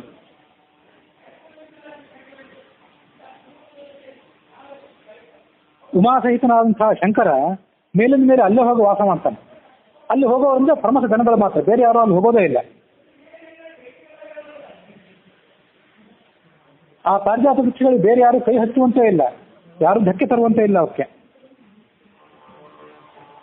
ಒಮ್ಮೆ ಈ ನಿಯಮವನ್ನು ಮುರಿದು ಅಂಧಕ ಅನ್ನುವಂಥ ಒಬ್ಬ ಮಹಾ ರಾಕ್ಷಸ, ಆತ ಆ ಪಾರಿಜಾತ ವನಕ್ಕೆ ನುಗ್ಗಿದ. ಆಗ ಮಹಾದೇವ ಅವನು ಸುಮ್ಮನೆ ಬಿಡಲಿಲ್ಲ. ಕೊಂದು ಹಾಕ್ಲಿಕ್ಕೆ ಆ ಅಂಧಕಾಸುರನನ್ನ. ಹಾಗಾಗಿ ಅಂಧಕಾರಿ ಅಂತ ಹೆಸರು ಪಡ್ಕೊಂಡ ಮಹಾದೇವ. ನಾರದರು ಹೇಳಿದ್ರು, ಇದು ಆ ಪಾರಿಜಾತ ವೃಕ್ಷದ ಕಥೆ. ಇದು ಸ್ವರ್ಗದ ಲೋಕದಿಂದ ಇದ್ದಂತ ಪಾರಿಜಾತ ವೃಕ್ಷ ಶಿವನಿಗೂ ಸಿಗಲಿಲ್ಲ. ಅವನು ಬೇರೆನೇ ಪಾರಿಜಾತ ವನವನ್ನು ಸೃಷ್ಟಿ ಮಾಡ್ಕೋಬೇಕಾಯ್ತು. ನಿನಗೂ ಅದೇನು ಸಿಗ್ತದೆ ಅಂತ ನಮಗೆ ಭರವಸೆ ಇಲ್ಲ. ಈ ಮಾತನ್ನು ಬಹಳ ದುಃಖದಿಂದ ವಿಷಾದದಿಂದ ಹೇಳ್ತಿದ್ದೇನೆ ಕೃಷ್ಣ ಅಂದ್ರು ಅವರು ಆ ನಾರದರು. ನಿನಗೂ ಒಂದ್ ವೇಳೆ ಬೇಕಾದ್ರೆ ನಿನ್ನ ದ್ವಾರಕಾನಗರದ ಸುತ್ತಮುತ್ತಲು ನೀನೇನಾದ್ರೂ ಪಾರಿಜಾತದ ಒಂದು ಬೇರೆ ಕ್ಷೇತ್ರವನ್ನು ಸೃಷ್ಟಿ ಮಾಡಿಕೋ ಅಂತ ಅವ್ರ ಸೂಚನೆ ಇದ್ದಿರ್ಬೇಕು. ಅಲ್ಲೇನಾಗಿಲ್ಲ. ಹಾಗೆ ಆಲೋಚನೆ ಮಾಡ. ಆ ಕಥೆ ಹೇಳಿದ್ದಾಗ ನೀನು ಬೇಕಾದ್ರೆ ಮಾಡ್ಕೋ, ಆದ್ರೆ ಸ್ವರ್ಗದಿಂದ ಮಾತ್ರ ಅದನ್ನು ತರ್ತೀನಿ ಅನ್ಬೇಡ. ಆಗ ಕೃಷ್ಣ ಹೇಳಿದ, ಮಹಾದೇವರು ದೊಡ್ಡ ಮನಸ್ಸು ಮಾಡಿ ಆ ಶಚಿದೇವಿಯ ಮೇಲೆ ಇಂದ್ರನ ಮೇಲೆ ಅನುಗ್ರಹ ಮಾಡಿ ನಿಮ್ಮ ವೃಕ್ಷವನ್ನು ನೀವೇ ಇಟ್ಕೊಳ್ಳಿ, ನಾನು ಬೇರೆ ಸೃಷ್ಟಿ ಮಾಡ್ತೇನೆ ಅಂತ ಹೇಳಿದ್ರಲ್ಲ, ಅದು ಯೋಗ್ಯವಾಗಿದೆ. ಅದು ಮಹಾದೇವ ಸಮಸ್ತ ಪ್ರಾಣಿಗಳಿಗೂ ಜ್ಯೇಷ್ಠನಾದವನು. ಮೊನ್ನೆ ಶಿವ ಸರ್ವೋತ್ತಮನೋ ಕೃಷ್ಣ ಸರ್ವೋತ್ತಮನೋ, ಯಾರು ಸರ್ವೋತ್ತಮ ಆದ್ರೆ ತತ್ವ ಏನು ಅಂತ ಹೇಳ್ತೀನಿ ನಾನು ಅಂದಿದ್ದೆ. ಇವೆಲ್ಲ ಕೆಲವು ಘಟನೆಗಳು ನೀವು ಗಮನಿಸ್ತಾ ಇರಿ. ಎಲ್ಲ ಆದ್ಮೇಲೆ ನಾನು ನನ್ನ ಅಭಿಪ್ರಾಯ ಹೇಳ್ತೀನಿ. ಮಹಾದೇವ ಜಗತ್ತಿನ ಉತ್ಪತ್ತಿಯ ಕಾರಣ, ಅವಿನಾಶ ಅಂತ ಪರಮಾತ್ಮ ಅವನು. ಹಾಗಾಗಿ ಅವನು ಪಾಪ ಏನೋ ಸಣ್ಣವನು ಇಂದ್ರ ಕೇಳ್ತಾನೆ ಅಂದ್ಮೇಲೆ ಹೆಚ್ಚು ತಲೆ ಕೆಡಿಸ್ಕೊಳ್ಳಿಲ್ಲ, ಬಿಟ್ಬಿಟ್ಟ, ಇರ್ಲಿ ಬಿಡು ಅಂತೇಳಿ. ಶಿವ ಇಂದ್ರನಿಗಿಂತ ದೊಡ್ಡವನು, ಸಣ್ಣವನ ಅಂತ ಇಂದ್ರನ ಪ್ರಾರ್ಥನೆಯನ್ನು ನಡೆಸಿಕೊಟ್ಟು ಆ ಶಿವ ನಿನ್ನ ಪಾರಿಜಾತ ವೃಕ್ಷ ನೀನೇ ಇಟ್ಕೊಂತ ಅವನು ನಡೆಸಿಕೊಟ್ರು. ಅವರು ಆ ಶಿವ ಹಾಗೇನ್ ಮಾಡಿದ್ನಲ್ಲ, ಅದು ಇವತ್ತು ನನಗೂ ಮತ್ತು ಇಂದ್ರನಿಗೂ ಮೇಲ್ಪಂಕ್ತಿ ಆಗಬೇಕು ಅಂತಾನೆ ಕೃಷ್ಣ. ಯಾಕೆಂದ್ರೆ ಜ್ಯೇಷ್ಠನಾದಂತಹ ಶಿವ ಕನಿಷ್ಠನಾದಂತಹ ಶಿವನ ಇಚ್ಛೆಯನ್ನ ಅವನ ಪತ್ನಿಯಾದಂತಹ ತನಗೆ ಸತೆಗೆ ಸಮಾನವಾದಂತಹ ಶಚಿಯ ಮನದ ಅಭಿಲಾಷೆಯನ್ನ ಈಡೇರಿಸ್ಕೊಟ್ಟ. ಆಯ್ತು, ನೀವೇ ಇಟ್ಕೊಳ್ರಿ ಅಂತ. ಅದೇ ಕ್ರಮದಲ್ಲಿ ಇವತ್ತು ನಾನು ಉಪೇಂದ್ರ ಇಂದ್ರನಿಗಿಂತ ಸಣ್ಣವನು, ನನ್ನ ಪತ್ನಿಯಾದಂತಹ ಸತ್ಯಭಾಮೆ ಇಂದ್ರನಿಗೆ ಸೊಸೆ ಆಗಬೇಕು. ಶಿವ ಹೇಗೆ ಇಂದ್ರನ ಮತ್ತು ಶಚಿಯ ಅಭಿಲಾಷೆಯನ್ನು ಈಡೇರಿಸ್ಕೊಟ್ನಲ್ಲ, ಹಾಗೆ ನನ್ನ ಮತ್ತು ಸತ್ಯಭಾಮೆಯ ಅಭಿಲಾಷೆಯನ್ನ ಆ ಇಂದ್ರ ಈಡೇರಿಸಿಕೊಳ್ಳಿ ಅಂತ ತಿರುಗುಮಾನ ಹಾಕಿದ ಕೃಷ್ಣ. ನಾನು ಆ ದೇವೇಂದ್ರನಿಗೆ ಚಿಕ್ಕ ತಮ್ಮ. ನಾನು ಇಂದ್ರ ತನ್ನ ಸ್ವಂತ ಮಗಳಾದಂಥ ಜಯಂತನನ್ನು ಹೇಗೆ ಮುದ್ದು ಮಾಡಿ ಲಾಲಿಸ್ತಾನಲ್ಲ, ಅವನು ಬೇಕು ಬೇಡ ನೋಡ್ಕೋತಾನಲ್ಲ, ಅವನೇಂದ್ರ ಹಠ ಹಿಡಿದು ಸೆಟ್ ಮಾಡ್ಕೋತಾನೆ. ಇಂದ್ರ ಬೇಕಾದನ್ನು ತರಿಸ್ಕೊಡ್ತಾನೆ ಹೇಗಾದ್ರೂ ಮಾಡಿ. ಸ್ವಯಂ 3 ಲೋಕಗಳಿಗೆ ಇಂದ್ರನೇ ಆದ್ರಿಂದ ಏನು ಬೇಕಾದನ್ನು ಆ ಜಯಂತನಿಗೆ ಕೊಡ್ಲಿಕ್ಕೆ ಅವನಿಗೇನು ಕಷ್ಟವಾಗಲಾರದು. ಹಾಗೆ ಆ ಜಯಂತನಂತೆ ನನ್ನನ್ನು ಪರಿಗಣಿಸಬೇಕು ಆ ಇಂದ್ರ ಅಂತಾನೆ ಕೃಷ್ಣ. ಇವೆಲ್ಲ ನಿಮಗೆ ನಾನು ಯಾಕೆ ಹೇಳ್ತಿದ್ದೇನೆ, ಇದನ್ನೆಲ್ಲ ನೀವು ಹೋಗ ಇಂದ್ರನಿಗೆ ಹೇಳಿ ಅವನು ಮನವೊಲಿಸಿದೆ. ಸತ್ಯಭಾಮೆಗೆ ಪುಣ್ಯ ಸಂಪಾದನೆ ಮಾಡ್ಕೋಬೇಕು ಅಂತಿದೆ, ಸೌಭಾಗ್ಯ ಸಂಪಾದನೆ ಮಾಡ್ಕೋಬೇಕು ಅಂತಿದೆ. ನಾನು ಪ್ರತಿಜ್ಞೆ ಬೇರೆ ಮಾಡಿಬಿಟ್ಟಿದ್ದೇನೆ. ಹಾಗಾಗಿ ಅವಳು ತನ್ನ ಕೋಪ ಮುನಿಸು ತಾಪ ಎಲ್ಲ ಬಿಟ್ಕೊಟ್ಟಿದ್ದಾಳೆ. ಇವತ್ತು ಆ ಪ್ರತಿಜ್ಞೆ ನಾನು ಮುರಿದ್ರೆ ಮತ್ತೆ ಅವಳ ಗತಿ ಏನು? ನಾನ್ಬೇಕಂ ಹಿ ವಚೋ ವಿಪ್ರ ಪ್ರೋಕ್ತಂ ಪೂರ್ವಂ ಮಯಾನಕ. ನಿಮಗೆಲ್ಲ ಗೊತ್ತಿದೆ, ಜಗತ್ತಿಗೆಲ್ಲ ಗೊತ್ತಿದೆ, ನನ್ನ ಮಾತೆಂದು ಸುಳ್ಳಾಗಿಲ್ಲ. ನನ್ನ ಮಾತೇನಾದ್ರೂ ಭಗ್ನವಾದ್ರೆ ಲೋಕವೆಲ್ಲ ವಿಪ್ಲವಕ್ಕೊಳಗಾಗ್ತದೆ. ಜನಸಾಮಾನ್ಯರನ್ನು ಸುಳ್ಳು ಹೇಳಿ ಶುರು ಮಾಡ್ತಾರೆ. ಉಚ್ಛೀದೇಯು ರಿಮೇ ಲೋಕಾಹ ನಕುರಿಯಾಂ ಕರ್ಮಶೀಲಹಂ ಅಂತ ಭಗವದ್ಗೀತೆಯಲ್ಲಿ ಕೃಷ್ಣ ಹೇಳ್ತಾನೆ. ನಾನೊಂದು ವೇಳೆ ಕರ್ಮ ಮಾಡದೇ ಇದ್ರೆ, ಅದು ಯಾವುದೇ ಕರ್ಮವಿರಲಿ, ಪಾರಿಜಾತ ವೃಕ್ಷವನ್ನು ಸ್ವರ್ಗದಿಂದ ತರುವ ಕರ್ಮವೇ ಆಗಲಿ, ಸೃಷ್ಟಿ ಕ್ರಿಯೆ ಆಗಲಿ, ಸಂತಾನೋತ್ಪತ್ತಿ ಕ್ರಿಯೆ ಆಗಲಿ, ವೇಣುನಾಳ ಕ್ರಿಯೆ ಆಗಲಿ, ಇವೆಲ್ಲವೂ ಕ್ರಿಯೆಗಳು ನನ್ನವೇ ಕ್ರಿಯೆಗಳಿವು. ಎಲ್ಲ ಕ್ರಿಯೆಗಳಿಗೆ ಸವಿಶೇಷ ಭೇದ. ಶಾಸ್ತ್ರ ಹೇಳುವಂಥ ಸಂಗತಿಯನ್ನು ನಾವು ನೋಡ್ಕೋಬೇಕು. ನಮ್ಮ ಕ್ರಿಯೆಗಳೆಲ್ಲವೂ ಪರಸ್ಪರ ಭಿನ್ನ ಇವೆ. ಒಂದು ಕ್ರಿಯೆ ಹೆಚ್ಚಿಂದು, ಒಂದು ಕ್ರಿಯೆ ಕಡಿಮೆ ಇದ್ದು, ಒಂದು ಕ್ರಿಯೆ ದುರುದ್ದೇಶ ಪೂರಿತವಾದದ್ದು, ಮತ್ತೊಂದು ಕ್ರಿಯೆ ಸದುದ್ದೇಶ ಪೂರಿತವಾದದ್ದು. ಆದ್ರೆ ಭಗವಂತನ ಕ್ರಿಯೆಗಳೆಲ್ಲವೂ ಕೂಡ ಪರಸ್ಪರ ಸವಿಶೇಷ ಭಿನ್ನಗಳು ಅಂತ ಹೇಳ್ತದೆ ಶಾಸ್ತ್ರ. ಮತ್ತು ಎಲ್ಲ ಕ್ರಿಯೆಗಳು ಸಮಾನವಾದದ್ದು, ಸಮಾನವಾಗಿ ಸದುದ್ದೇಶ ಪೂರಿತವಾದದ್ದು. ಯಾವುದೇ ಕ್ರಿಯೆಯನ್ನು ನಾನು ಮಾಡಿ ಸುಮ್ಮನೆ ಕೂತರೆ ಅದು ಜಗತ್ತಿನ ವಿಪ್ಲವಕ್ಕೆ ಕಾರಣವಾದಿತ್ತು. ಹಾಗಾಗಿ ಸಮಸ್ತ ಜಗತ್ತಿನ ಧಾರಣೆಗಾಗಿ ನಾನು ಈ ಕ್ರಿಯೆಗಳನ್ನು ಮಾಡಲೇಬೇಕಾಗಿದೆ. ನಾನು ಹೇಗೆ ಸುಳ್ಳು ಹೇಳಲಿಕ್ಕೆ ಸಾಧ್ಯ? ನಿಮಗೆ ಮಂಗಳವಾಗಲಿ, ನೀವು ಹೋಗಿ ಬನ್ನಿ, ಇಂದ್ರನ ಕಡೆ ಹೋಗ್ಬೇಕು. ನೀವು ಇವತ್ತು ದೇವತೆಗಳಾಗಲಿ, ರಾಕ್ಷಸರಾಗಲಿ, ಗಂಧರ್ವ ಯಕ್ಷರಾಗಲಿ, ನಾಗಗಳಾಗಲಿ ನಾನು ಮಾಡಿದಂಥ ಪ್ರತಿಜ್ಞೆಗೆ ಭಂಗ ತರಲಾರದು. ಅದನ್ನು ನೀವು ನೆನಪಿಟ್ಕೊಳ್ಳಿ. ಇಷ್ಟೆಲ್ಲ ನಾನು ಹೇಳಿದ ಮೇಲೂ ಕೂಡ ಆ ಪುರಂದರ ಏನಾದರೂ ಪಾರಿಜಾತ ವೃಕ್ಷವನ್ನು ಕೊಡದೇ ಇದ್ರೆ, ಆಗ ನಾನು ಆ ಶಚಿದೇವಿಯ ಆಲಿಂಗನಕ್ಕೆ ಪಾತ್ರವಾದಂಥ ಇಂದ್ರನ ಎದೆ ಮೇಲೆ ಗದಾಯುಧ ಪ್ರಹಾರ ಮಾಡ್ತೇನೆ. ಅವನಿಗೆ ಎಚ್ಚರಿಕೆ ಕೊಟ್ಟು ಬಿಡಿ, ಕೊನೆಗೆ ಮನವೊಲಿಸಿ ಹೇಳಿ, ಅವ್ನು ಕೇಳದಿದ್ರೆ ಈ ಗದಾಯುಧ ಪ್ರಹಾರ ಮಾಡ್ತೀನಿ ಅಂತ ಎಚ್ಚರಿಕೆ ಕೊಡಿ. ಈ ಮಾತನ್ನು ನೀವು ಅವನಿಗೆ ಹೇಳಬೇಕು ಅನ್ನೋಲ್ಲಿಗೆ ಹರಿವಂಶದ ವಿಷ್ಣು ಪರ್ವದ 68ನೇ ಅಧ್ಯಾಯ ಸಮಾಪ್ತವಾಗಿದೆ. ಹುಸಿಯ ನಾಡಿ